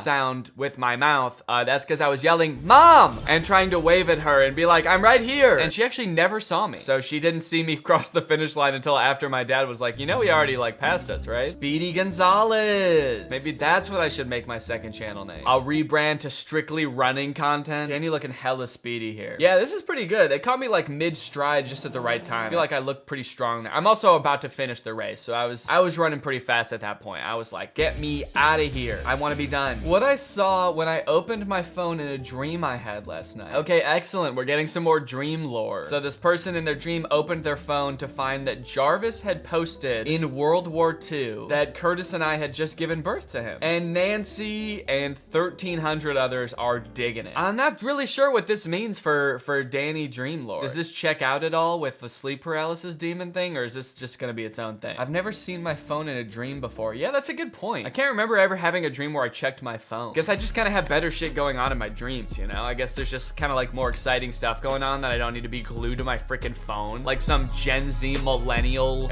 piece of trash. Imagine a dream where you're just like scrolling Facebook the whole time and it's just like really normal posts on Facebook. Hey, World War II, just so you know, I was just born. Yeah, I don't know about that. I just noticed that Danny and Laura have matching snail tattoos. Oh, someone noticed from, I guess, the post of us finishing the half marathon. Yeah, Laura ran it too, I should say. Laura did it too. And yes, we do have matching snail tattoos, but I should add, I wanted some way to differentiate them. And so I wanted my snail to be a cool snail. So mine has a tiny little backwards hat. You probably can't tell. You can't tell in the picture, but he's got a tiny backwards hat. How do you guys spot these things? Yeah, that actually is pretty impressive. In this original picture, that's so small. Got the CIA in the subreddit. That's actually some critical thinking right there. I love to see it. Very, very nice. Zooming in and enhancing on every part of my body. Very cool. Oh, that's pretty. Oh, wow, it's like real. I thought this was like a digital painting. Wait, gouache?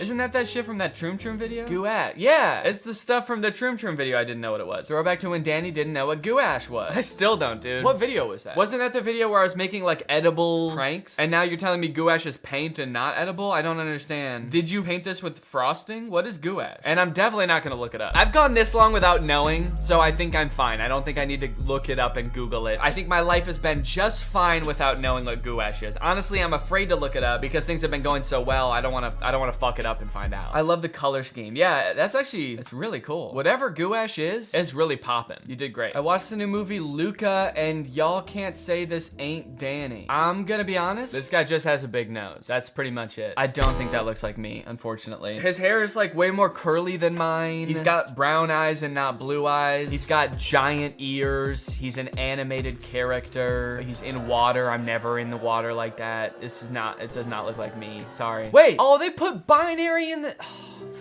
I wasn't thinking critically, guys. There's like a binary code here. Now, I don't want to type this shit in, so I'm really hoping that somebody else in the comments saw this and typed it in for me, and so I don't have to do it. The top comment is, I wish Danny was real. That's not me. I am real. That's an animated kid. He's not real. That's from the movie Luca. Did nobody get the binary? Really? Nobody did it? Y'all are gonna make me type this in? Oh, okay. One person mentioned the code, but they said somebody else translate. I guess that's what I'm doing too, but goddamn, I don't want to type all that in. I would just like to point out that I did think critically enough to see the code. I'm just not gonna put in the effort to type it in. I'm so sorry. All right, let's go to what is hot right now on the subreddit. Now that we've looked at the past month, let's go and see what people are talking about right this minute. Danny, I found your biggest fan. Are these comments on my video? Danny equals Jesus. Wow, so wholesome. I love you. This is the best thing I have ever read. Danny, you are awesome. Danny, you made me cry. Shit. Honestly, I get it though. Plot twist, that's Danny. The Danny Gonzalez fandom just normally dreaming, and then Danny showing up in every single dream. I am kind of curious, like, I wish there was a way to put polls on YouTube videos, because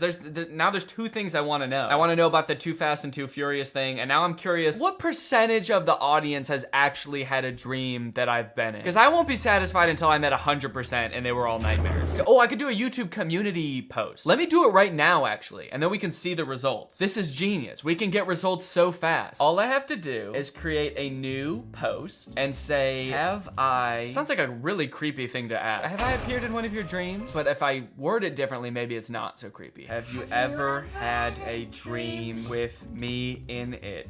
Be honest, this is serious. Oh, dream/sleep paralysis. Okay, I'll post it right now. We'll circle back in a little bit after we go through the subreddit some more, and we'll see what happens, okay? This was so genius. This was the most genius thing I could have done. Rate my dad. I think he looks lovely in his makeup. Wow, very nice. Excellent. Good dad. I think that it might be a little orange up top. Maybe it's just the lighting. I would rate him, but I don't see any cable management. Yeah, cable management gets like an N/A out of 10. But dad overall, I don't know. There's not really much going on here aside from him wearing makeup. I'll give him a 9. He seems like a good dad. He doesn't really seem happy. I'm kind of worried about him. He almost looks taken off guard or something. His mouth is not even closed. It kind of looks like he just woke up from a nap where you put this makeup on him without him knowing. And you were like, Dad, and he was like, huh? And then you took the picture. Honestly, I'll give him an 8 out of 10. He looks too startled. And if he's like that all the time, then I don't know how good of a dad he is. 10 out of 10 solid dad. Okay, maybe, I mean, you know, that's my dad. He's skinnier now that was late 2021, rate him. Wow, this guy looks young. I 100% read this as rip him. My dad is definitely skinnier now. He's dead, so he weighs a lot less. I see a cable around his neck. There is no management. What? Oh, because he's wearing a necklace? Well, okay, he looks like he's having fun. He looks like he's playing dress up. You know, he's kind of iced out here too. He's got a cool watch on, a cool bracelet. I'll give this dad 8.1. 8.1 out of 10. This is my dad. He's an electrician, so don't worry about messy wiring. Let's go, dude. This guy knows what's up. All right. I know I just said I'm not giving out any 10s out of 10s, but this dad, he looks happy. He looks goofy. I know that cable management is on point. So this dad gets a 10 out of 10.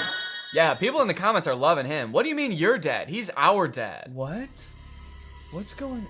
Is this real? Wait, did someone paint this? I can't tell if this whole thing is a painting that someone made or if this is some weird filter or like face replacement. It's me and Drew and Curtis. Oh, but we also have necklaces on that are like related to our videos. This feels like one of those portraits that like if we all had a house together, like an old mansion, this would be like above the fireplace. I don't know why Drew, Curtis, and I would ever own an old mansion together. Maybe like a content house type situation. I'm a dad and all I want is new music. Danny, I need new music. My creaky old bones only feel better when they're being massaged by the bass coming from your beats. Okay, well, I've got a song coming out, okay? I have a song, all right? And I made it, and it's gonna come out. Fit people should not be funny. I honestly can't believe Danny is fit enough to run a half marathon. Not because he looks out of shape or anything, but in my mind, funny people are unfit and fit people are not funny. These are just the rules. Also, for the record, I am in incredible, awful shape. I suppose that is kind of a stigma that people have. I wonder if training for this half marathon has made me less funny. On a serious note though, I would recommend running. I do really like it. I don't want to make this whole video about running, but Laura and I both got into it at like the start of the pandemic when we didn't have anything else to do and like we couldn't go to the gym or anything, so the only thing we could do is just like go outside and run. And honestly, it's like a really cool hobby. I mean, like you're constantly developing yourself. You're constantly finding out that you're able to run a little bit farther and a little bit farther. And that's just doing it by yourself. Once you get into like running maybe like a 5K for like a cause or something, or like this half marathon, there's like a whole culture around running that I did not know existed. I guess I knew existed, but I'd never been a part of it before. After the half marathon, there's like a little party you go to where there's all these tents set up and you get like a beer and stuff, and it was pretty cool. So I don't know, I'd recommend it. You feel really good after a long run too. People say you get like a runner's high, and honestly, I get that. I get that. Okay, I'm kind of curious. I don't know if I've ever done this before in a subreddit video. I can't remember, but I don't usually go into the new tab, and I kind of want to see if there's anything there. So let's click on new. I just want to see like what is the most recent thing that someone's posted about me. Okay, it's like a sexual dream about me. Never mind. Have you seen this man? Have you seen this man? Yo, there's some weird shit getting posted on new. Finish the sentence. Danny is Drew. Ha! A sleep paralysis demon. Let's go! Yeah! Watching always. The new Meat King, 13 years old. That's pretty fucked up. Okay, honestly, not that much to see in new. So it's a good thing that we usually only do hot and top. So, all right, well, I suppose we can end this, but let's go back to the poll and see what people are saying. Have you had a dream / sleep paralysis with me in it? Be honest, this is serious. I'm gonna refresh the page and we're gonna see how far we are in our escapade to be a sleep paralysis demon. Okay, so we got 15% yes and 85% no. Honestly, if people are really truly being honest, that's pretty fucking impressive. 15% of the 3,000 people that have voted so far have said yes. And if you think about it, my videos get 1 million views. 15% of 1 million is what, like 150,000? I'd call that an epidemic. I'd say that I'm sweeping the nation. Let's see what people are saying. You were actually like a background character in many of my dreams over many nights. Like something would be happening, like a flood, and you'd just be standing panicking with everyone else. The truth hurts. I really want you to be in my nightmares, but it just hasn't happened yet. I'm so sorry, Danny. Maybe I need to do something scary in real life to get people more scared of me. Can I do something that would be scary and that would make you have a nightmare about me? Ah! Okay, Maybe we'll do this poll next time and see if that helped. Danny, I have. It was actually one of the most terrifying experiences of my life. I was in a dark room with a single light hanging. You were sitting at the interrogation table. I walked over and sat at the opposite side, not really knowing what was happening. You looked up at me and your eyes went hollow like some horror movie shit. I woke up right afterwards, but I will remember it forever. Wow, okay. I'm loving this. I'm tormenting people. Okay, now it's at 14% yes, but you know, it'll probably even out somewhere around there. Okay, well, very interesting. Thank you guys for watching. I very much enjoy going through the subreddit, so keep on posting on there. We've got almost 90,000 Gregs. That's pretty sick. And I'll see you next time. Bye.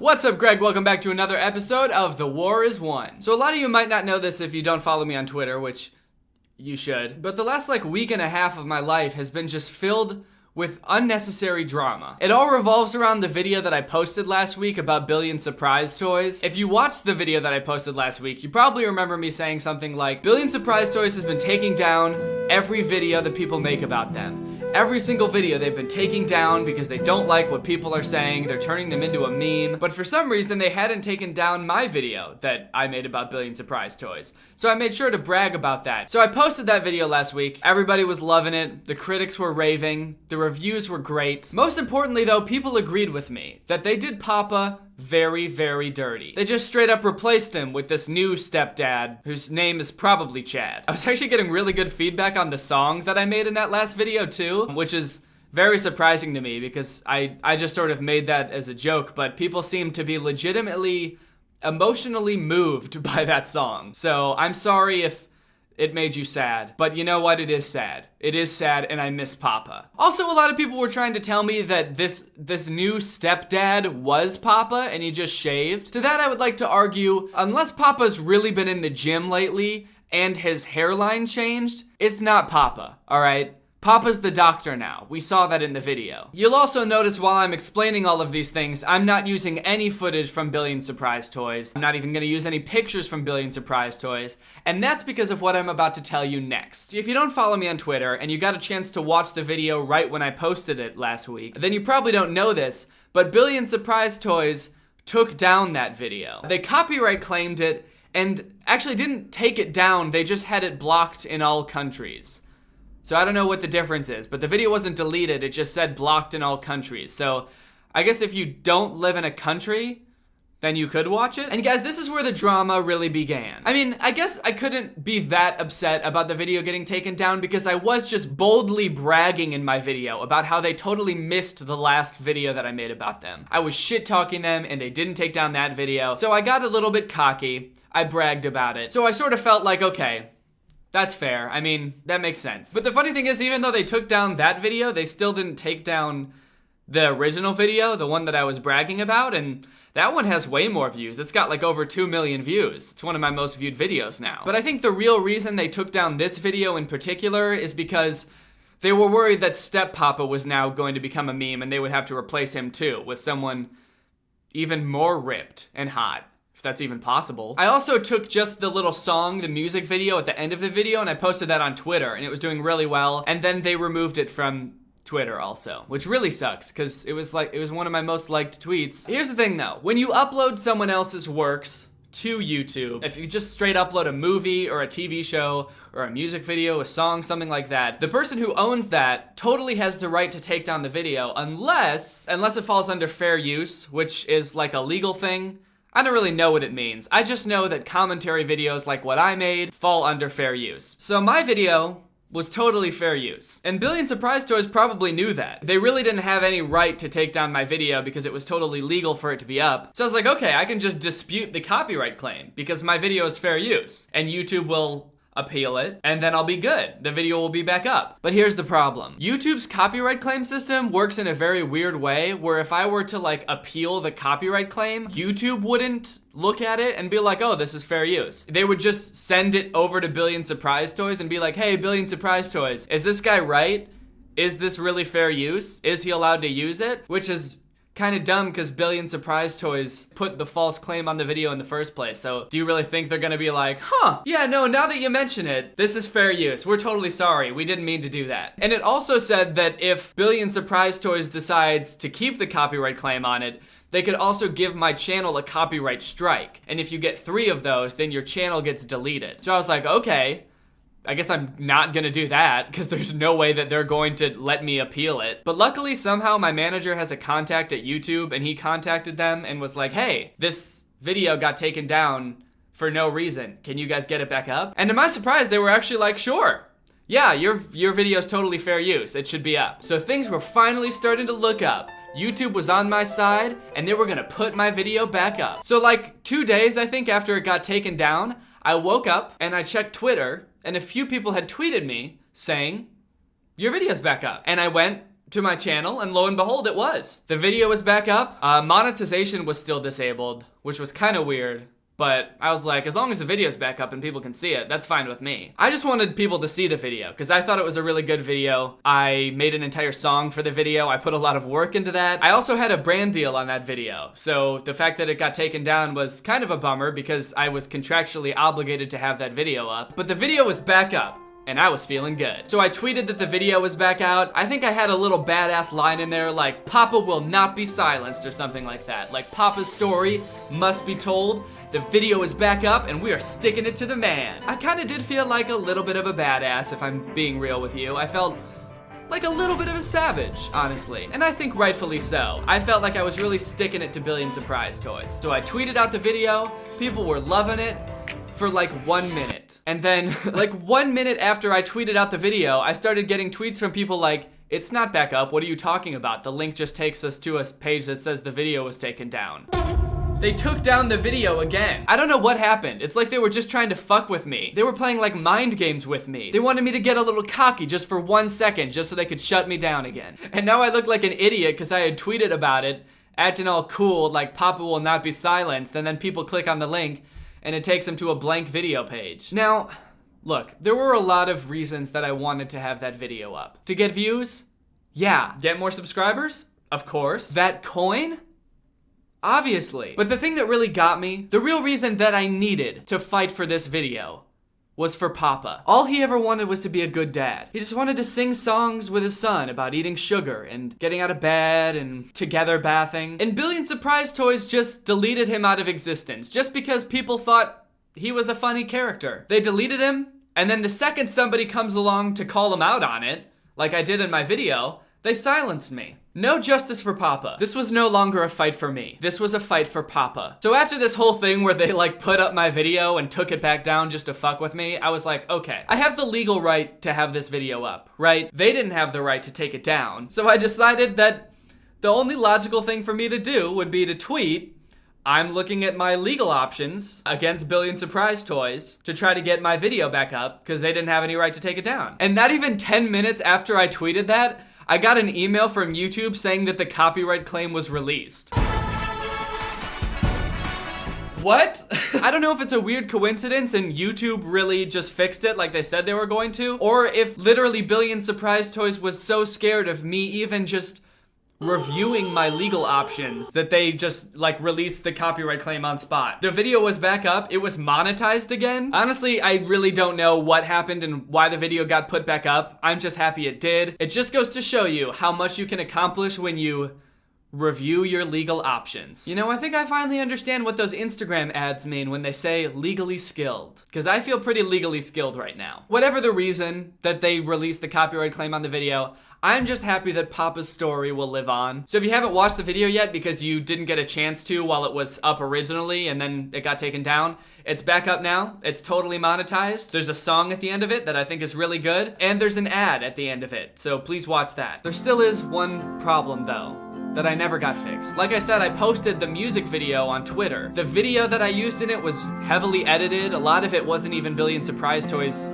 video, I didn't use any audio from Billion Surprise Toys. It was a totally original song. I didn't even sample them, but they got that video taken down. And it really sucked because it was one of my most liked tweets. I was getting really good feedback on it. People were like legitimately enjoying the song as a song. So we contacted Twitter too, just like we contacted YouTube, but Twitter's response was basically, yeah, your video does seem like it's fair use, but it's kind of out of our hands. They didn't really want to do anything. They didn't want to get involved in this copyright dispute. So maybe I'll just have to concede on the Twitter thing. Maybe the song is just something I can't beat Billion Surprise Toys on. I got what I wanted with the YouTube video. The video's back up, but maybe people just weren't meant to listen to this song, is something that I thought, and then also made it into a full song and got it on iTunes and Spotify and every other streaming service. And then it got to #1 on the iTunes comedy charts for like 3 days straight, and also has over 100,000 streams on Spotify. I'll link to it in the description. There's a whole nother verse that wasn't in the original video. I highly advise you listen to it. If not because it's a good song, then just because Billion Surprise Toys doesn't want you to hear it. So overall, this was a very stressful experience. Getting my video taken down that I worked very hard on was definitely disappointing. But in the end, I think we all learned something. With perseverance, a lot of dedication, and just a little bit of reviewing your legal options, you can fight the man.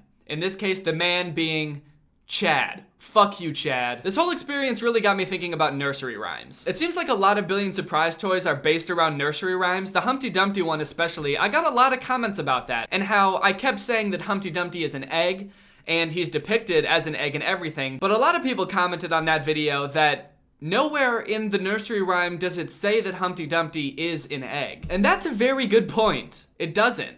It just says that he's sitting on a wall, he had a great fall, and they can't put him back together. So when did he become an egg? Like what? How is he an egg? But literally in every depiction you could find, he's an egg. Or at least like sort of a fleshy human egg hybrid. I've seen that in a few places too. So I really got to thinking, like, what is Humpty Dumpty supposed to be? What is the nursery rhyme about? Is the nursery rhyme actually about a human falling off a wall? And when he hits the ground, he like splatters into pieces? And all of the king's horses and men are trying to put him back together? It's just like his torso and his head, and they're trying to like pop his arms and legs back into his socket like a Mr. Potato Head? Also, why are the horses helping? It says all the king's horses and all the king's men couldn't put Humpty together again. Why would the horses be able to help? The Wikipedia article for Humpty Dumpty actually says that nobody really knows what Humpty Dumpty is about. There's lots of different theories that range from King Richard III of England to a canon. I'm guessing they introduced the egg character because like the image of a human falling from a great height and splattering into pieces, and people like desperately scrambling to try to put him back together and like, I don't know, put his intestines back into his stomach and his eyes back into his socket was maybe a little bit too gruesome for children back in the old days. At least that's what I thought until I started looking at other nursery rhymes.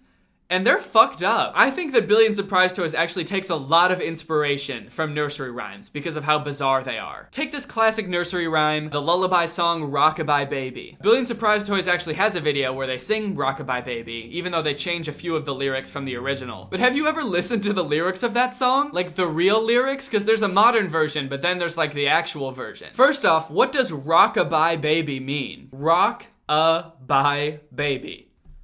It doesn't mean anything. It's just like a string of random words put together. I'm gonna come up with a nursery called String Sauce Camel Baby. Okay, here's the lyrics to the real Rockabye Baby song. Rockabye baby, on the treetops, when the wind blows, the cradle will rock. When the bough breaks, the cradle will fall, and down will come baby, cradle and all. So this is like a song that's meant to soothe kids right before you put them to sleep, right? How the fuck is this supposed to be calming at all to kids? Hey, so the second you fall asleep, I'm gonna put you up in a tree during a storm, and the wind is gonna blow you off and you're gonna fall and die. Shh, shh, shh. Good night. Why does falling from great heights seem to be a theme in nursery rhymes? Humpty Dumpty falls from a great height. Kids are apparently falling out of trees while sleeping. I feel like nursery rhymes, in my head at least, are supposed to like teach kids a lesson. They're little songs to help kids remember valuable lessons. Was falling off of shit like a big problem in the 1700s or something? I feel like every kid that listened to these two nursery rhymes probably grew up with a paralyzing fear of heights.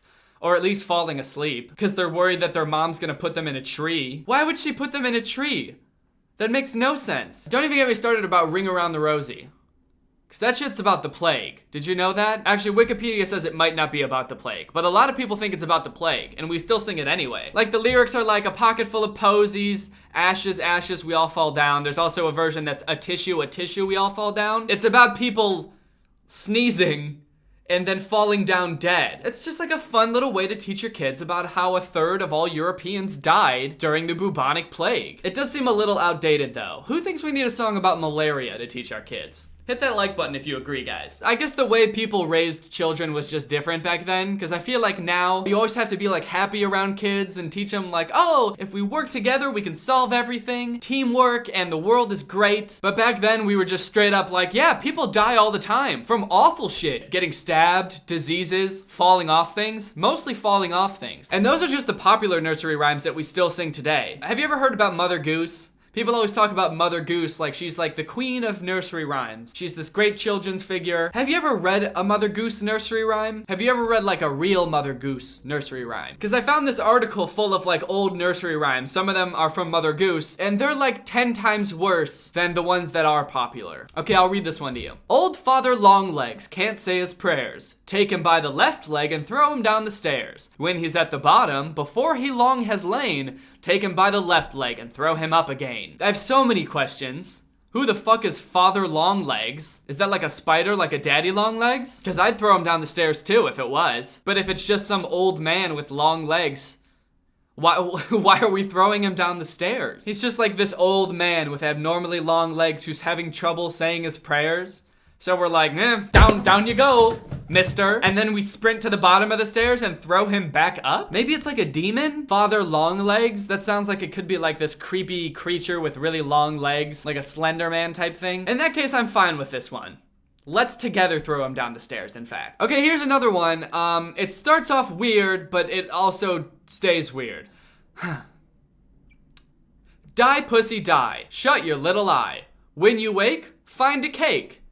Die, pussy, die. I could not begin to tell you what this one is supposed to be about. The beginning sounds like a 6th grader on Xbox Live, and the rest of it just doesn't make any sense. When you wake, find a cake. Die, pussy, die. It's like it starts off mean, like fuck you, die, pussy, shut your little eye, like go to sleep and don't ever wake up. But then it's like, when you wake, find a cake. And so he's not so mean after all. It's like, and when you wake up, I'll have a delicious dessert prepared for you. And then die, pussy, die. All right, here's one more. This one, I think, has a pretty good, valuable lesson for young boys and young girls. Okay, here it goes. I married a wife on Sunday. She began to scold on Monday. Bad she was on Tuesday. Middling she was on Wednesday. Worse she was on Thursday. Dead she was on Friday. Glad I was on Saturday to bury my wife on Sunday. Ha ha ha ha. Oh, what a great little rhyme to be reading to children. It's just a fun little nursery rhyme about a guy murdering his wife because she was being kind of annoying and gradually got more annoying, probably because the husband didn't fix whatever she was scolding him about in the first place. It's a great lesson for young boys and young girls. For young boys, it's like, if your wife is being annoying, murder her. For girls, it's like, if you are a wife, don't be annoying or your husband will murder you. Just the language they use in this is so weird. She began to scold on Monday. Okay, so I guess she was a little bit annoying. Bad she was on Tuesday. She's just, at this point, the marriage is not working. She's just bad. She's bad. Middling she was on Wednesday. I don't even know what that means. What does middling mean? Moderate or average in size. Amount or rank. So what the fuck does that have anything to do with your wife? Average in size? Is this like a body shaming thing? Okay, she was bad on Tuesday, but by Wednesday, she was average size. Can you believe that shit? But it only gets worse from there, as you can tell by the next line. Worse she was on Thursday. And then we get to Friday where she turns up dead, and he was glad on Saturday night to bury his wife on Sunday. Well, I think with that's enough nursery rhymes for, I don't know, forever. I just think it's kind of interesting that maybe children's content has always been kind of weird, just in different ways. And Billy and Surprise Toys is no exception. So like I said, over the past week or so, I've been getting a lot of really good feedback on the song that I put in the last video. In fact, I've been getting a lot of good feedback on that song, and Spooky Guy, and the Bar Ice Cream Rap, and a lot of music that I've been releasing lately, which I really appreciate. But a lot of people have asked me, how I do that sort of stuff. And whenever I get questions like this, I always have the same response, and that's that it's really important to understand that your question is a great segue into this ad read. Skillshare is an online learning community with thousands of classes in music production, video production, design, and more. Skillshare is actually a really great service, and if you're interested in doing any of the stuff that I do, like video production, YouTube, music production, any of that stuff, even like writing comedy, there's classes on all of it. They even have classes in the exact software that I use. I use Ableton to make music, and they have in-depth classes on Ableton. There's this one, Ableton Live 1, the first steps of digital music production. They have classes for songwriting for beginners. They have classes for like everything that you would ever need to know about what I do. When you sign up for a premium membership for Skillshare, you get unlimited access to all of these classes. And these classes are actually taught by experts on these subjects who work in the field of like music production and stuff like that, so you know you're getting good advice. The membership plans are really affordable. If you sign up for an annual plan, it's less than $10 a month. And the first 500 people that click the link in my description will get 2 months of Skillshare for free. So if you're interested in what I do, like making music, producing your own beats, all of that stuff can be found on Skillshare. I would highly recommend it. They've got great tutorials, great classes. So thank you for supporting them, and thank you to Skillshare for supporting me. All right, guys, I hope you enjoyed this video. If you're new here, make sure you subscribe. I'll see you guys next time with a really interesting video where I challenge a clone of myself to a fight to the death, but we end up realizing that we are deeply in love, and we live out the rest of our lives as a happy couple. Bye! Hello everyone, welcome back. Everybody crack open a sparkling water. There's a lot to go over on the subreddit today, so I want to just get right into it. A lot's been happening, so everybody take a sip. And then let's do top, and it's been a couple weeks, so let's do month. Yes, indeed, we've got the biggest news of all right here on the top of the subreddit, guys. I am gonna be a dad, and Laura is gonna be a mom. Laura basically already is a mom. If you don't follow me on Instagram and you also missed it in the most recent main channel video, we're having a baby. It's due in October. We're very excited, as you can tell. The caption of this Reddit post is, so that's why he bought the tactical stroller. No, but seriously, I'm so happy for him, and he's gonna be a great dad. First off, thank you, and thank you to everybody who's been wishing us well in the comments and everything. It's very sweet. I'm really excited. Just a heads up, I'm probably gonna be taking some time off once we have the baby. I'm not really sure how much yet, because I think I have a brand deal I have to do in December, so I'll probably post a video in December, but I don't know, I might take like, I don't know. I might be gone for a while, so yeah, just a heads up on that. Interesting you brought up the tactical stroller. I've seen a few people mention that, like, oh, he must have bought that because they knew they were having a baby, and he just wanted to make a video about it. It was actually kind of a crazy coincidence. The two were totally separate, and I started making the tactical stroller video first. Someone sent it to me, and I was like, oh, that's funny, I'll start making a video about it. And I bought it, I ordered it, I started the video, and then we found out that we were having a baby while I was making that video. It was actually kind of like a crazy coincidence. When I posted that video, I got a lot of comments being like, oh, I thought this was gonna be like a pregnancy announcement or something. Also, people being like, this probably came up on his For You page because he's expecting a baby, and so it got advertised to him. No, we didn't even know that we were having a baby yet like when I started making the video. Bro's gonna have the ultimate tactical baby. You know what? I still have the stroller. It's in my basement. It's covered in paintballs, but I'm probably gonna hose it off and actually use it. Or like we'll give it to Laura's parents or my parents, so that like if they're ever staying with them, they have a stroller. It's a nice stroller. It was expensive. I'm not just gonna get rid of it. So I did have to make the conscious decision to keep it because we just moved. So I was like, we could get rid of it now, or I can bring it. So we have it. It's in the basement. Oh my God, Danny has to buy the pony up daddy now. Oh no. No, it's not gonna be that kind of kid. It's not gonna be that kind of kid. They're not gonna like that sort of thing, so no. I like that was in response to a comment about the tactical stroller. That just made me think, like, instead of the tactical stroller, he should buy the pony up daddy to take the kid out for walks outside. I'm on all fours crawling around with a saddle on my back and the baby is riding me. That would be sick. It has got to be true. Why would he spend so much on a stroller? I'm so happy right now. It's unbelievable. I hate to break it to you, dude, but I just wanted to test the stroller. That was literally just for the video. He also like destroyed the stroller. Yeah, I was not intending to keep that thing. Okay. This is cursed. This is awful. Yeah, I'm just gonna downvote that real quick. I accidentally told my grandma Danny was pregnant, but she was really happy about it. Bro, Danny's having a baby. Oh, sorry, grandma, I didn't mean to text you. Tell him I said congratulations. Who is Danny? Dude, your grandma types crazy. How can your grandma find the emojis, but can't find the space bar? That's wild. But I like that she sent a link to my favorite website, who.is.danny. It's my favorite website. It's just a picture of me. It makes everything she says, like, seem way more dramatic, too. Who is Danny. This.is.so.cute. Oh shoot, dude, my paparazzi videos are on the subreddit. Let's go. Okay, you know what was crazy? Seeing people's reactions to these in real time as I was posting them was insane, dude. I feel like I was driving people crazy. I felt so bad. I wasn't really trying to trick you guys. Like, this wasn't one of my, like, I'm gonna trick my whole audience type of experiments. I was just kind of like trying to see how I could improve upon Ryan Hals's method. So that's why I was posting them. But people on TikTok were coming up with all sorts of crazy ass theories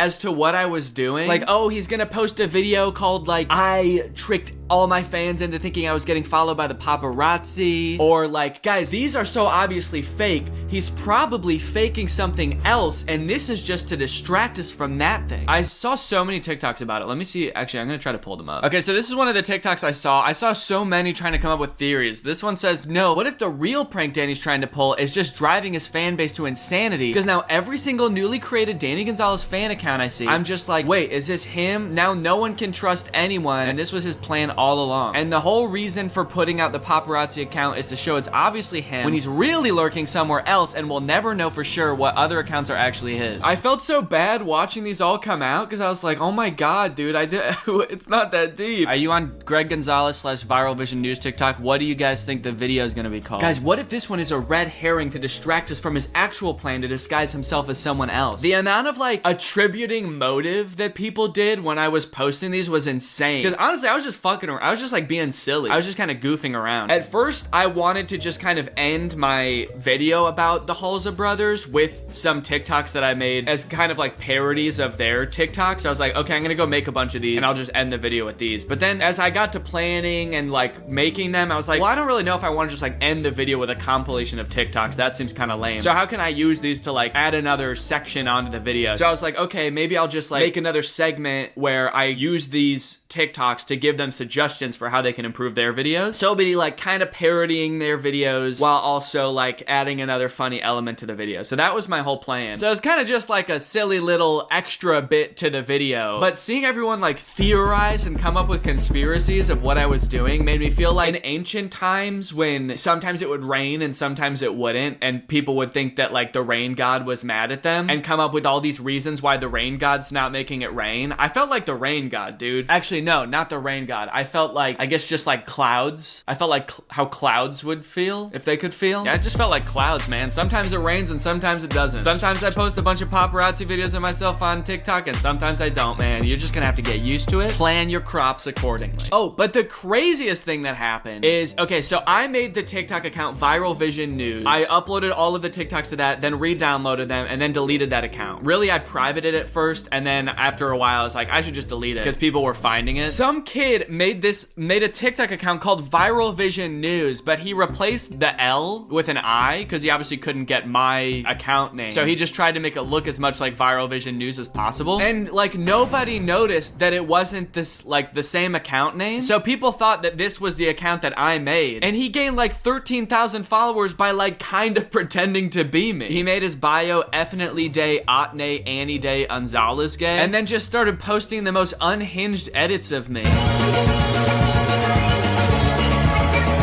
It's crazy because like this really had nothing to do with my video. It was just some kid that like took an opportunity and seized it. But it's so funny because like all of the comments on this dude's videos were like genuinely chomping at the bit trying to figure out how all of this is connected. I'm so excited for whatever video this is gonna be for. For some reason you guys seem to not believe me when I say that I'm not Danny Gonzalez. You can see here that I am not him. I am a child. This is literally Danny Gonzalez, can't you tell by his voice and house style? Oh, Danny probably paid him off to make this video. Guys, when I tell you to use your critical thinking skills, I mean it so hard, dude. It's not even the same account name. There's an I in there. And people were like including this account in their conspiracies of like, okay, so he's got these fake paparazzi videos and then he's paying some 15-year-old kid to post these weird ambiguous TikToks where he keeps saying he's not Danny Gonzalez. What the fuck is going on, dude? So yeah, anyway, I thought that was funny. If I do another video like this, I should probably plan a little bit better so that the account can't be so easily spoofed maybe. But I think that the video did better because I posted all these TikToks beforehand. It was, in a way, it was kind of like a trailer for the video. Like it was like, it got people interested in what the idea of the video was before I even posted it. So I thought that was kind of cool. Yeah, I saw some people saying this. I tricked everyone into thinking my wife was pregnant. Do you guys think I'm a sociopath, man? There were genuinely people that believed that. I was pretty surprised by that. My little sister watching a Danny video on her flip phone. Dude, that is dedication, man. That's like the tiniest screen you could possibly watch a video on. I can't even think of a smaller screen you could do that on. An Apple Watch, maybe? The speakers on that thing are probably crazy, too. Like, my voice probably sounds like a little... like it's coming out of a tiny little can. Well, I appreciate the dedication. Behold, the commentary collab web. Okay, let's check it out. Who do we got? We got Chad, Jarvis, Jordan, Danny, Nick, D'Angelo, Drew, Curtis, Eddie, Cody, Jacob. And I have collabed with Chad, Jarvis. Okay, actually, I have collabed with Jordan, too, because I was on Jarvis and Jordan's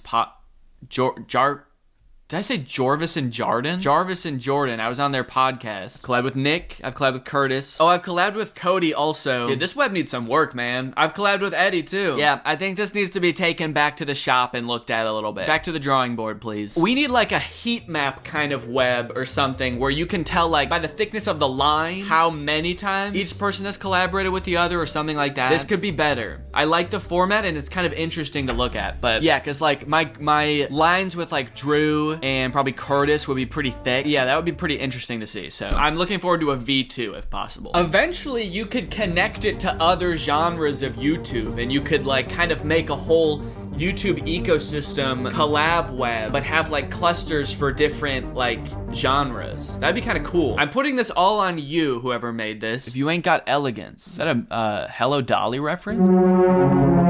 If you ain't got elegance, go ahead and make that whole thing with every YouTuber in every genre. That would be really cool to see. Congrats to Danny on the baby. He's gonna be a great dad.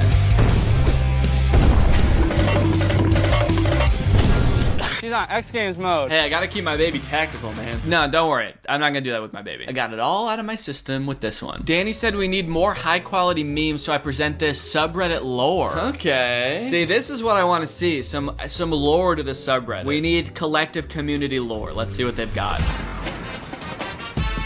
Okay, user, best penalty, 34.75, calculating what facial feature to remove from Danny. We got Greg's arguing over the secret to Danny's eternal youth. How Danny feels after using the tack light. That's so true, dude. And the stroller, honestly. The sub finding anything that has more than a 1% resemblance to Danny. Greg's after finally searching up if Greg is the fastest growing army on the internet. The sub after realizing only Ghostly Orchid is allowed to use their telekinetic powers. True Greg's explaining the in-depth lore of the My Bones Are Getting Squishy joke. And the sub's content exploding after Danny posts a new video. Thank you for the lore. I appreciate the new sparkly, shiny meme. It's beautiful. Oh, dude, I've been wanting to talk about these videos too. I saw Eddie did a TikTok about these, but I've seen people tweeting them at me too. This account posts so many videos. They've posted like dozens and dozens of videos like this. Khloe Kardashian versus Danny Gonzalez, where like every video they're comparing me to a different celebrity, also making it kind of sound like we have some kind of beef or something. Khloe Kardashian versus Danny Gonzalez. Who would win in a fight? But yeah, look at. They've posted so many videos and like they're like not even comparing me to other YouTubers, which is the crazy part. They're comparing me to like A-list celebrities. But it seems like they'll like go through one person, like they did me and compared me to like every person possible, and then they move on to someone else. So then they started doing Eddie, and then if you scroll a little farther after Eddie, they started doing Sophia Nygaard. I'll click on one of the videos so you can see kind of what they look like. He was born on 27 June 1984. Currently in 2023, her age is 38. Okay, so that's Khloe. There's a lot of facts about Khloe. He goes through a bunch. The verses just makes it seem like he's comparing like how tall Khloe is to how tall I am, and like the audience is left to decide like who won. This is like epic rap battles of history in a way. Number 2, his name is Danny Gonzalez. He was born on June 12, 1994. So true. And currently in 2023, he is 28 years old. Yes, dude, he is spitting. He is 5 feet 11 inch tall. His weight is 70 kilograms. I don't know kilograms, but maybe. He is YouTuber by profession. Yep. He is very famous on YouTube with 6.09 million subscribers. How does Khloe compare on YouTube, by the way? Does he bring up her YouTube account at all? No, it doesn't look like he does. So he's not even comparing the same thing. His wife's name is Laura. His nationality is American. Yes. And his net worth is approximately $5.09 million. Shit. Dude, okay, how does that compare to Khloe? Probably richer than her, right? No, okay. No, she's worth $60 million. So anyway, yeah, this account is awesome. I was honestly so curious how I compared to Olivia Rodrigo. So this is great. I can just click on this video and like check it out anytime. Olivia Rodrigo. Yes. She was born on February 20, 2003. Number 2, his name is Danny Gonzalez. He was born on June 12, 1994. And currently in 2023, he is 28 years old. I don't like that the music stops when he gets to me. The music was playing through the whole Olivia Rodrigo part. Olivia Rodrigo. Just makes it seem so ominous that you stop the music when you start talking about me. Why don't I get the music? Horror music starts playing. He was born on June 12, 1994. And currently in 2023, he is 28 years old. This makes it seem like I went missing or something. All right, well, anyway, thank you to Reality in Fact for the post. Okay, well, yeah, we got another Pride Month shout out. What's up, Pride Month? Hello, gays. How we doing? This is from my stream that I did last night. So if you don't know, I've been streaming every once in a while on YouTube on the Danny Gonzalez channel because I'm trying to speedrun Minecraft. I'm doing a video where I'm working on seeing if I can speedrun Minecraft. So if you want to come and watch me, go and subscribe to that channel. Sometimes I live stream on there, but also all of like the past 3 live streams that I've done are still up on there. So you can go check those out. But yeah, that's been pretty fun. And I think I'm gonna do it. I'm getting better. I'm a lot better than I was when I started. All right, guys. Well, thanks for watching. I hope you enjoyed this video. That's it for today. I'll see you guys next time. Cheers. Bye. Hello everyone, welcome back to my second channel. Today I'm joined by Laura. I didn't know if you were gonna say it. I was waiting for you to say it so we could both say it together. Sure. And we got Peanut. We used to do a series where we would react to my fans' YouTube videos that they would send me. I think the last one we did was like 2 years ago. It's been a while because we forgot. But I thought it would be fun if we did that again, especially on the second channel where things don't have to be as, you know, structured and we can get a little bit wackier and a little bit sillier. So I asked people to submit videos. This was weeks ago because in the fashion of these videos, I forgot again. So this was on March 18th that I tweeted this, but I tweeted that I'm gonna do another one of these videos and there were 1,200 responses. It's too many responses. Yeah, that's a lot of tweets to go through, but we're gonna go through all of them and we're gonna watch all of the videos. So let's get started. Also, this video is sponsored by Audible. So check them out. All right, before we get started with watching the videos, I have a present. Okay. Oh. LaCroix. LaCroix! This is my second channel where I like to get a little bit wacky and drink LaCroix. Oh yeah. Are you gonna cheers? Oh yeah, cheers. Clink. Today we've got a nice lemon LaCroix. Okay, this person says, me and my bro killed this one. Okay, it's called Minor Inconveniences. It's from 2018, and it's got 269 views. Nice.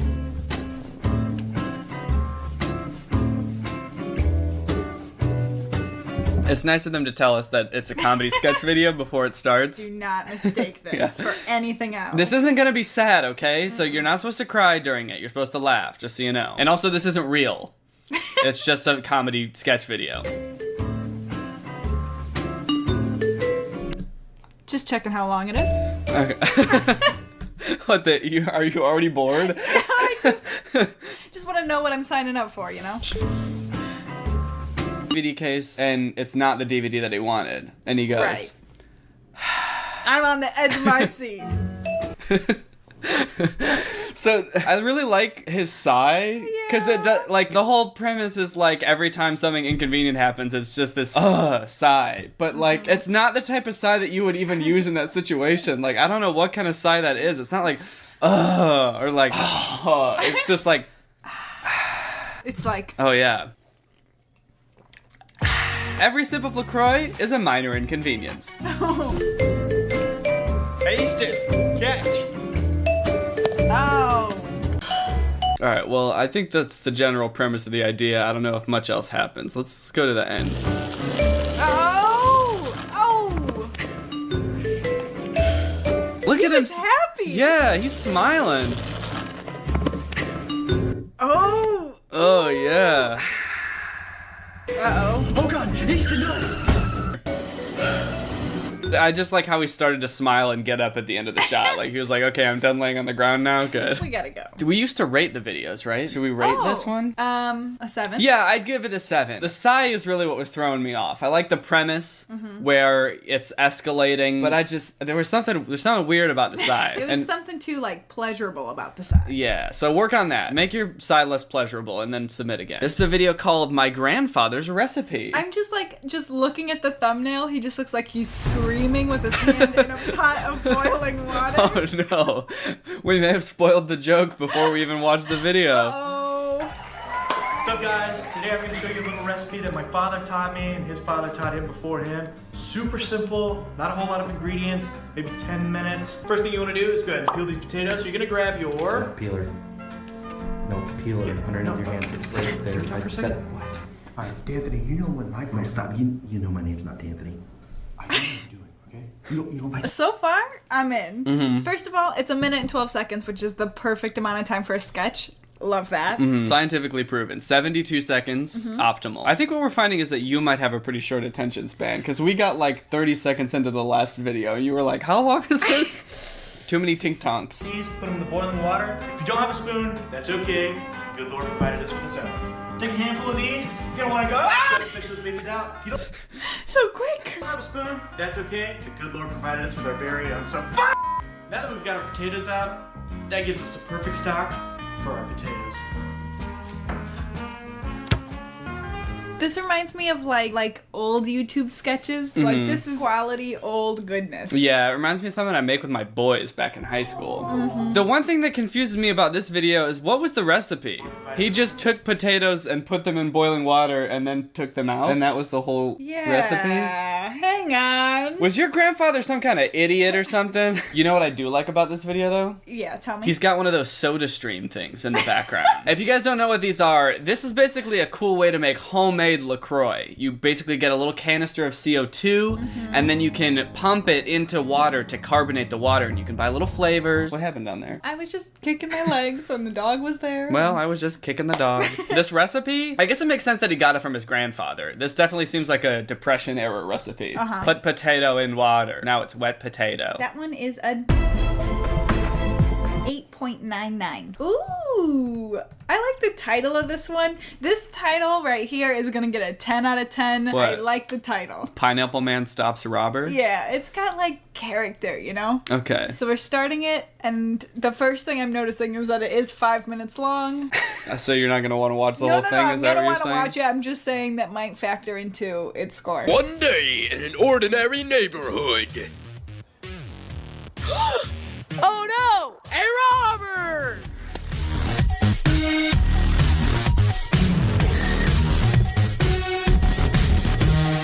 Why is the robber wearing a cape? I don't know. He's a super robber. Yeah, he do be kind of sneaking though. Like, Sneaking so hard. look at him sneak. I know who to call.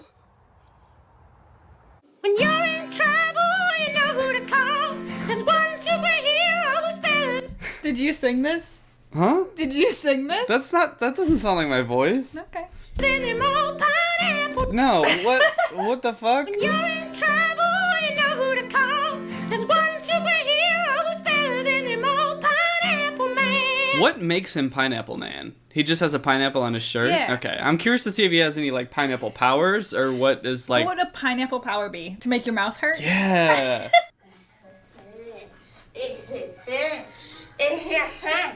Look it out, yes, no. What? Robber's being a little bit less sneaky. Yeah, he's just yelling. That's not what robbers do. How many robbers do you know? Like, that's not what robbers do. And it's all mine. Pineapple Man. What was that? What's what he does when he says Pineapple Man? Pineapple Man. It's just Pineapple Man? What the fuck? Didn't know you'd be up here looking so good. Yeah. I'm here to stop you, evildoer. You'll never catch me. No. Wait, did he kill him? I don't know. But also the rubber band, like, went Just- straight to the ground. It Yeah. did not boing. There it goes. I hate to see that. Wow, breaking the fourth wall there. Looking at the camera. Yahoo! Next day.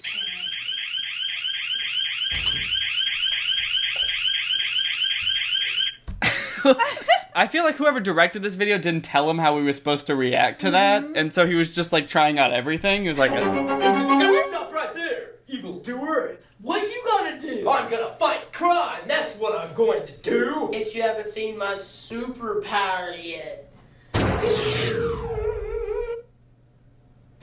So far the robber is the only one with a superpower, and Pineapple Man just climbs through windows and gets knocked out by rubber bands. Uh-oh. And look, now he's dead. That is not good news. What an underwhelming superhero. Yeah. The end.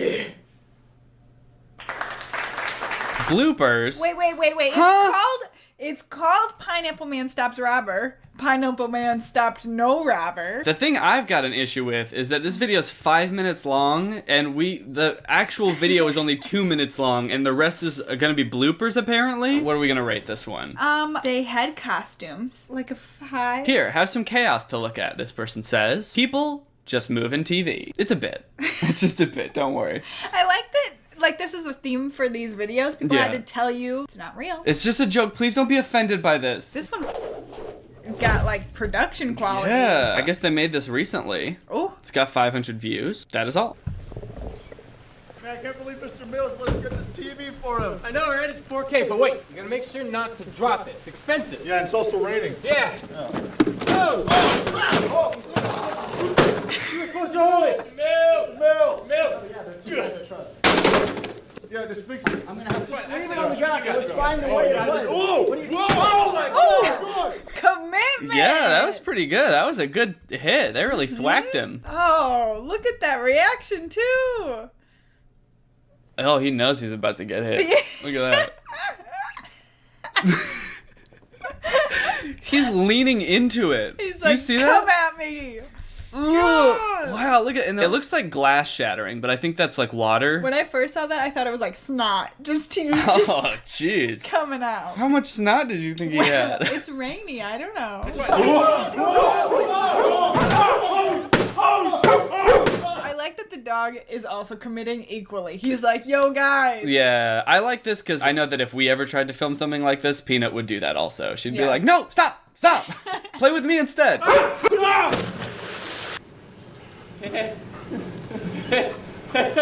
That'll be $250. Sir, your hand is on fire. All right, I like that video. That was good. Good commitment, good joke, good destruction of a TV, and good dog. 10 out of 10 dog. Good dog. Yeah. Okay, this channel is Topographical Gang. Click.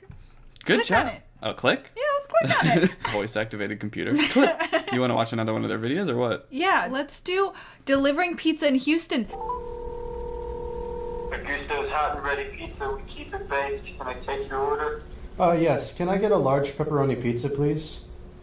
Large pepperoni pizza. That's for carryout. That'll be $8.99. Oh, can I get it for delivery, actually? What? Yeah. So this, I believe, is because there was a giant storm in Houston during this time. So it's less topical now than it was in September. But that is the background for this video. There's a tropical storm outside. Yeah, that's why I want it delivered. Really? Yeah, see you in 30 minutes. Bye. Listen, that guy's sigh was a peak inconvenient sigh. Oh, yeah, that was good. I was going to say, can you do that? Can you just be like, no, you are going to deliver it. Goodbye. And if you hang up before they say anything, then they just have to deliver it.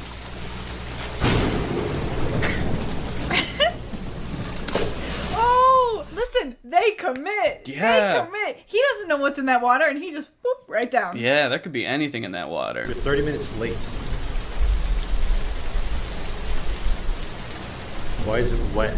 That's disgusting. I'm not paying for that.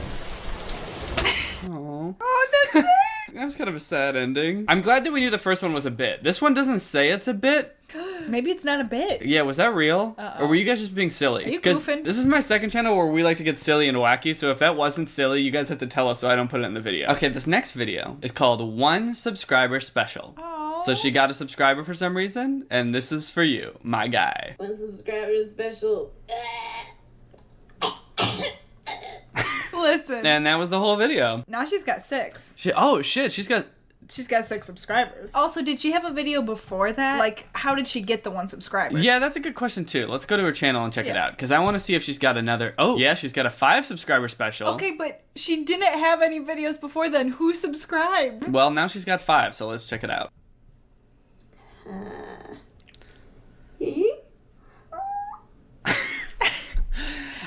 I like this new genre of content that's just subscriber specials. That could be like a whole new type of YouTube channel. Like, I do commentary, some people do vlogs, some people can just do subscriber specials. Each time you gain more subscribers, you have to do like a weirder, more guttural sound, where when you hit like 1 million, you're eventually just like throwing up on camera. Can we get her to 10 subscribers to see what she does next? I'm curious. Like, is she gonna go more the squeal route or more the chokey route? Or switch it up entirely? Yeah. Okay, this one's called Give Me the Ball, Papa. Did you make this? Did you make this? No, Okay. but I will say we play Mario Party. We really like Mario Party, and I do recognize this is a game from Mario Party. So it's probably gonna get a 10 out of 10 if it's a good Mario Party meme. Start.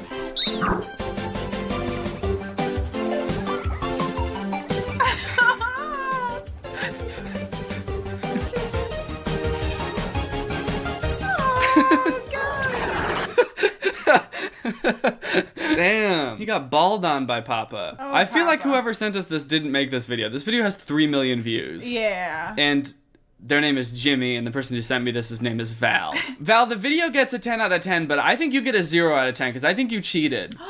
Anyway, that's enough videos, I would say. Can I give like an award? Can we give an award? Oh, sure. What should the award be called? The Golden LaCroix Award. And that's gonna go to, I already forgot their name. The ones with the TVs and they're dropping it and they're burning it. Oh, yeah. And I like short, sweet, concise, nice videos. Yeah, that was fun. Okay, so we'll probably do this again sometime. What I'm thinking, because the Twitter thread was really hard to sort through, is that I'm gonna make a thread on my subreddit, which is just r/Danny Gonzalez. You can submit things on there. It's just really hard on Twitter because for some reason it doesn't even let me see all the replies. I can only see like the first 100. Hopefully this way it'll be easier to sort through them. And with that being said, it's time to talk about our sponsor, Audible. I'm sure a lot of you already have a pretty good idea of what Audible is. They're a great service. They're the leading provider of spoken word entertainment and audiobooks in the world. They've got titles no matter what your interests are. They've got celebrity memoirs, they've got news, they've got business, they've got fiction and nonfiction, whatever you like. But what you might not know is what Audible's doing to help us as we're all stuck at home during this time, and going forward as we start to experience what a lot of people have been calling the new normal. For example, stories.audible.com. Since schools are closed right now and a lot of kids aren't getting that valuable story time that they need, Audible's come up with a really cool solution. They've got hundreds of titles on there, most of them are suitable for the whole family, and it's completely free, no strings attached. It honestly seems like a really good tool for parents to be using right now, so I would highly recommend you checking that out. On top of that, Audible has their great selection of Audible Originals, which is a ton of audio entertainment that's created specifically for Audible, and usually Audible members get access to 2 of these titles per month. But now, since we've got so much more free time, Audible is giving all of its members unlimited access to the Audible Originals. So go ahead.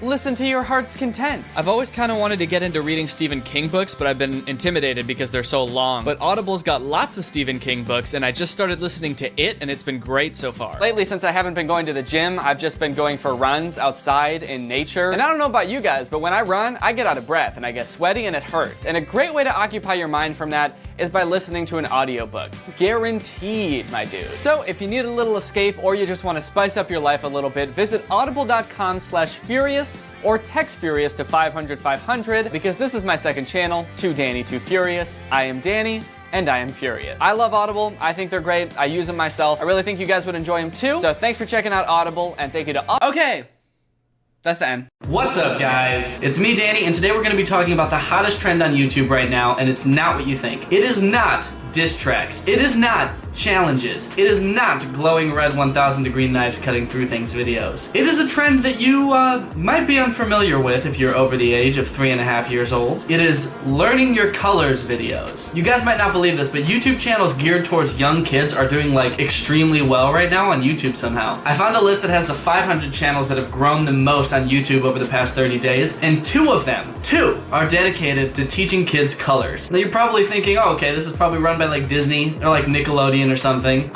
No. These are very clearly a one-man job made in some dude's basement, and he is making bank off of these videos. Oh, a couple million views on a glowing knives video? That's cute. 27 million views on Color Clubs for Kids' most viewed video. Oh, 50 million views on a glowing knives video? That's even cuter. 77 million views on 3D baby doll bath time, play, learn colors, teach colors for kids, children, toddlers. Why do all these videos have super weird titles? You know how weird a video is gonna be when its title just doesn't make sense at all. It just has too many nouns, no verbs. 3D baby doll bath time, play, learn colors, teach colors for kids, children, toddlers. It's either a run-on sentence or there's no verbs, or I don't know what's wrong with that sentence. All right, so let's jump in and let's watch a few of these videos to see what the big appeal is. All right, so we're gonna watch Color Club for Kids' most popular video. It's got 27 million views, almost 28 million views. It's called Learn Colors with Dinosaurs for Children, Masha parody for kids, finger family song. I like how they say for children and then for kids. Completely redundant, and it's a video about learning your colors. So yeah, obviously it's for kids. All right, let's watch it.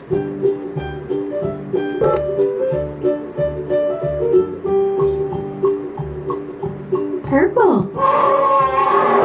Okay, I'm just gonna stop it right there.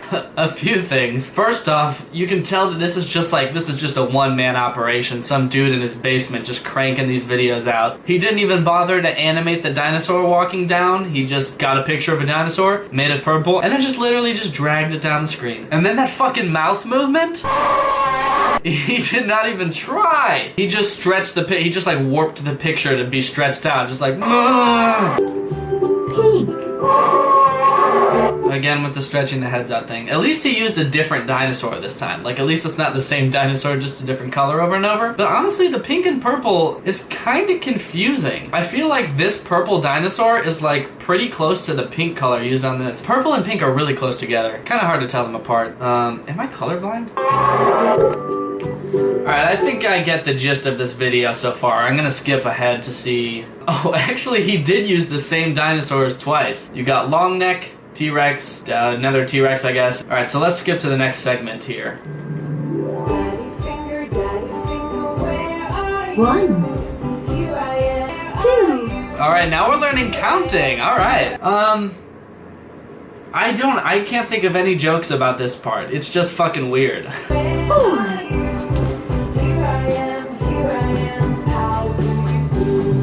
Do you think kids enjoy these? Another funny thing about this video is that it's got a pretty bad dislike ratio. It's got 28,000 likes and 16,000 dislikes. You learn your colors when you're like a year and a half old, and these kids have YouTube accounts? Who is disliking these videos? Purple. Okay, so, whoa, wow. So this time it's these little girls with little bonnets on, and they come out, and you know what? He didn't just stretch their heads out, because I feel like with these girls that would be terrifying. He actually has some kind of animation, which I doubt he did himself, but pretty good. I bet it's gonna be the same exact girl and same exact animation for every color. And that laugh, kind of creepy, actually. Just like a little bit too long of a laugh. Like it could have just been ha ha ha, but it was ha ha ha ha ha ha ha. I also don't like how these girls are staring at me. I'm getting like this really intense stare from them. It's kind of creeping me out. I like how it goes from colors and then to numbers, and then it goes back to colors with the exact same thing. So it's like, all right, dumbass, if you didn't learn your colors first time around, here it is again, much simpler this time, you dumbass baby. So another striking thing about this video is that it has 27 million views, and it actually has 2,000 comments, which is surprising considering the people watching this video probably don't know how to spell yet, or really even talk. So, and they're just gibberish, actually. It looks like this is like a weird mix between other languages and people who accidentally let their babies hold their phone for too long and they started typing a comment or something. But say, okay, so look, this looks like it's almost very obviously gibberish, right? But then it has replies. It has 19 replies. And they're all also gibberish. There's no way that this is a real language. This has 78. Oh, that's not a word. Because no language uses numbers. And they're like having a little baby conversation in the comments. Oh,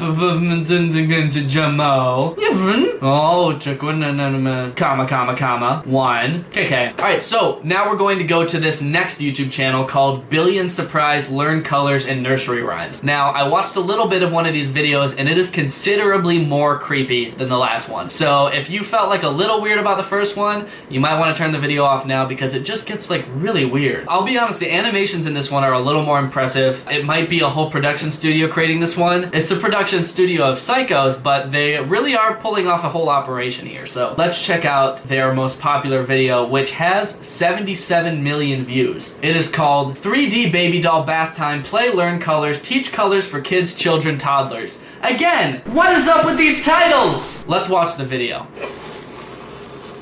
Million surprise toy. Alright, I did not like that title sequence one bit. That was creepy. Billion surprise toys! What accent is that also? Isn't this teaching English colors to babies?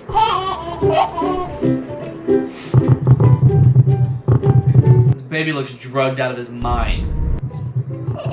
Balls are falling from the sky into this tub. This baby is just chilling, dude. Baby gets up. Ooh, baby's getting in the tub. Alright, what the fuck is going on with this penguin on the side of the tub, though, real quick? It's just floating there. Twitching. What is going on there? Okay, so we're gonna drop balls on a baby. They're gonna be a certain color. We're gonna say the color in a high-pitched French accent. Baby learns color. Are they gonna, like, bury this baby with balls, though?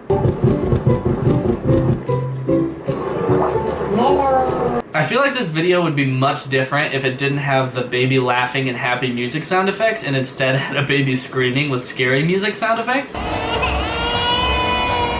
Okay, so now the baby decides, fuck it, I'm out. And you know what? Whoa, hold up, this is just the animation from before reverse. I can tell because that fucking penguin is floating there! Bye-bye. Oh man, this is gonna give me nightmares. Why is this baby wearing eyeliner? Or it just has bags under its eyes and above its eyes? That doesn't make any sense. And it has adult eyebrows for some reason. That's not what a baby's eyebrows look like. That's what a baby's eyebrows look like. That's not a baby's eyebrows. That's a grown man's eyebrows. Okay guys, well thank you so much for watching these weird ass videos with me. If you're not subscribed to my channel, please do. That would be a huge help. I'll be back in a few days with another video. And peace. Bye.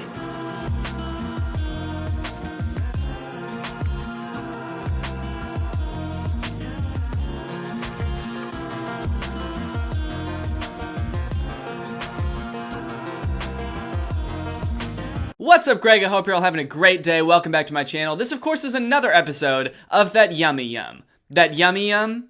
That Yummy Yummy. Guys, why does everyone think that I wrote Justin Bieber's new song? I've gotten a weirdly high amount of tweets from people saying that Justin Bieber's new song and music video both seem like something I would come up with. They're usually paired with tweets saying that the new song is very bad and that the music video is very uncreative, so I don't think it's a compliment. Didn't know you made music for Bieber now. You've come such a long way. I feel like Danny Gonzalez created this song and Justin stumbled upon it. This seems like a parody song Danny Gonzalez would write, like down to the dancing and everything. So Danny Gonzalez writes songs for Justin now? While I am a little bit flattered that so many people thought that I wrote a song that in reality it took 6 people to write, I did not write Yummy. I did not consult on the project. I did not direct the music video. I didn't even instruct Justin on how to dance in the music video. I guess it was just sort of a coincidence that he ended up dancing like me. A lot of you, if not most of you, have probably heard Justin's new song Yummy by now. But there's something really weird going on with the way Justin Bieber and his team are marketing this song. They are so desperate to get this song to #1 on the charts that they're doing the most ridiculous shit. And it's kind of sad to watch because it's just totally not working at all. And I think that it's very interesting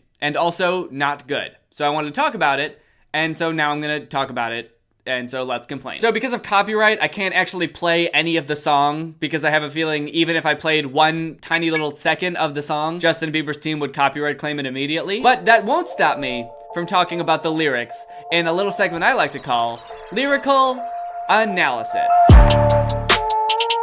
Alright, let's get started with lyrical analysis. I'm still in the same place, as you noticed. I'm not moving locations for this segment. This segment also takes place here. I'm not going back to the update corner. Please don't make me go back to the update corner. It hurts my knees. Yeah, you got that yummy yum. That yummy yum. That yummy yummy. Yeah, you got that yummy yum. That yummy yum. That yummy yummy. So already off to a rocky start. So this song is apparently about Justin Bieber's wife, Hailey, who presumably has that yummy yum. There's not really much to learn about his wife from this song, besides the fact that she has that yummy yum, but I'm glad that I at least know a little bit about her now. And I think that we can all agree that there's nothing more romantic than talking to your wife like she's a little baby, and calling her yummy, and saying she's got that yummy, yummy, yum. Oh, my baby's so yummy. Oh, she's so scrumptious. Oh, my baby's a yummy little girl. You got that yummy yum, don't you? It's weird, because I feel like rappers a lot of times will talk about like girls shaking that ass and hitting it from the back, and for some reason, just Justin Bieber telling his wife that she's got that yummy yum seems more intimate to me than that. You got that yummy yum? Yes, you do. You got that yummy yum. Bonafide stallion. Ain't no stable, no you stay on the run. Now, I think I know what he's going for here. He's trying to say his girl's like a free spirit. You know, she's a horse running wild, running in the wind. But all I can imagine these lines meaning is you're a horse, and you're not stable, you're unstable, and you may or may not be running from the law. My baby girl's a crazy horse. Oh man, there's a description for this line on Genius, and I thought that it would help explain the line better and be a little bit more flattering to his wife, but it actually makes it worse than I thought. Bieber compliments his wife, model Hailey Baldwin, by calling her a bona fide stallion. Traditionally, a stallion is a male uncastrated horse, while its female counterpart is called a mare. You hear that, babe? You're a fucking horse with big ol' horse balls. And you're insane. Okay, actually, maybe this does sound like something I would write. I kind of see it now. That jet set, watch the sunset, kinda, yeah. I don't even understand what this line means. We're on a jet and we're watching the sunset, kinda, yeah. He makes sure to throw in a mention of his clothing line, Drew House. Now the music video doesn't, in my opinion, really add much, as it's mostly just Justin Bieber eating a lot of food and dancing, admittedly a little bit like how I dance. Now while I thought the lyrics of the song themselves kind of did his wife a disservice by really only describing her as being yummy and also comparing her to a male horse, I personally think that the music video does even less to compliment his wife than the song does. Cause the foods that he's eating and calling yummy are not very good looking foods. Damn baby, you got that yummy yum.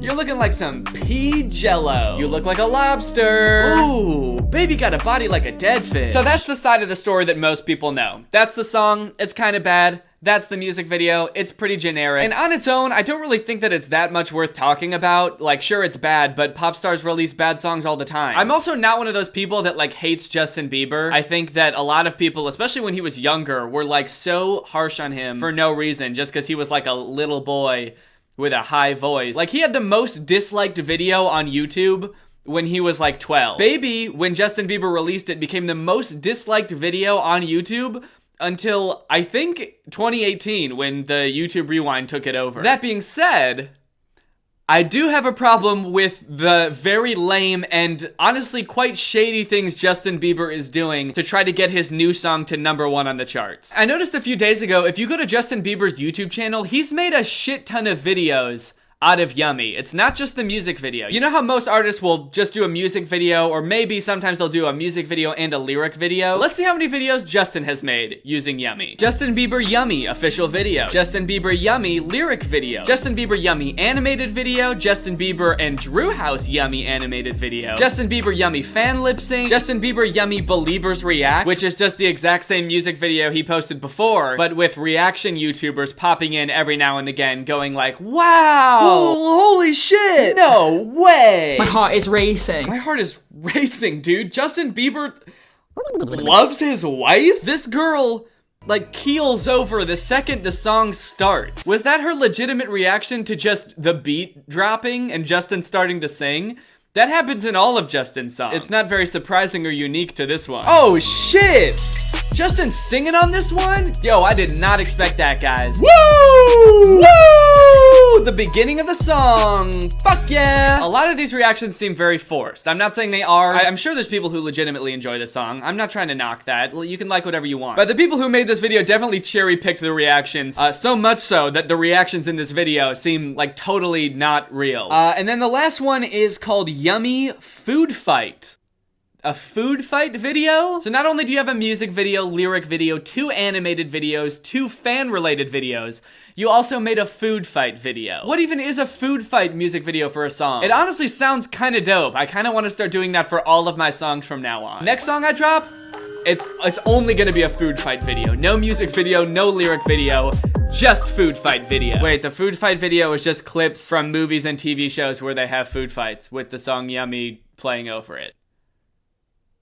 Oh. So, a lot of you might be wondering why. Why is Justin Bieber uploading so many videos with his song in it? Isn't a music video and lyric video, isn't that enough? I can't say for sure, but I think I know why. So for a while now, the Billboard charts for songs have included YouTube streams, but recently, just this year, I think January 3rd, they started counting YouTube streams for albums as well, their album charts. So I assume he's doing this so that Yummy gets to the top of the charts for singles, and then once he releases the album that Yummy is on, that will also get to the top of the charts. So I guess it makes sense why he's doing this, but it still seems like so lame. What, just uploading all of these videos that it's not adding anything. Does anyone care that some editor that Justin paid stitched together a bunch of food fight footage with his song over it? Like, how is that interesting or neat? I don't know why I said neat. How is that neat? Things need to be neat to be okay with me. That's why they call me Neat Dan. So not only does Justin Bieber have all of these songs on his channel, he's also clearly commissioned other popular YouTubers to post videos using the song. I'm assuming that he paid them in some way, or just having his name attached to things is payment enough for some people. He made a video with Lele Pons, and when I say with, I mean he wasn't actually there. He just FaceTimed Lele Pons at the beginning of the video, and then the rest of the video is Lele Pons and her friends dancing to the song. Hey, Justin. What's going on? Hey, I loved your song, Yummy. I swear. And I'm not the only one that likes it. I promise. Pinky promise. I wonder if they made her say she likes Yummy. It seems like such a weird, unnatural way to start the video. Hey, Justin, I swear I like your song. I swear I do. I don't know how in this video Justin Bieber comes across as so simultaneously disinterested, but also like super insecure about his song. Like, what does he even do? He's like looking off to the side. He's not even looking at her, but then when she says she likes the song, he's like, do you promise? I promise. You promise you like the song? Pinky promise. Pinky promise. Oh, you gotta prove it. I will prove it. I will prove it. I have all my friends here love it, so I'm gonna prove it. We all love it. You gotta prove it! You gotta prove you like my song! I don't believe you! Because everyone keeps saying they like the song, but then it's not #1 on the chart, so I feel like people are lying to me. Prove you like the song! The only way I'll believe you is if you make a whole video of you and all of your famous friends dancing to it. You must dance with King Batch to my song! That's the only way you'll earn my trust. Oh, Justin Bieber is also dancing to the song, he's just on FaceTime. Why could he not even make the effort to be there? Did he even want to do this?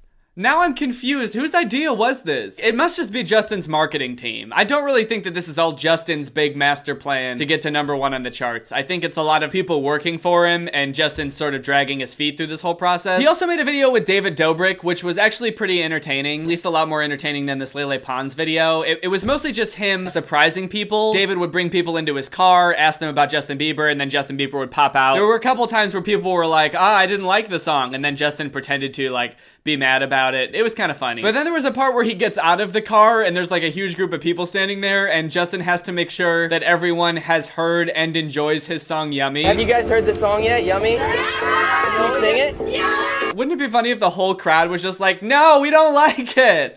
It's not very good, Justin. And then he makes them prove it. Again, he makes them sing the song. He's like, you gotta prove that you have heard my song. Sing the word in the song. Another weird promotional thing that Justin was doing was in the lead up to when he was dropping the song, he kept posting pictures of babies on his Instagram, and the only caption he would put for them was #Yummy. Wait, I thought Yummy was like a sexual thing. Is it not a sexual thing? Or at the very least a romantic thing?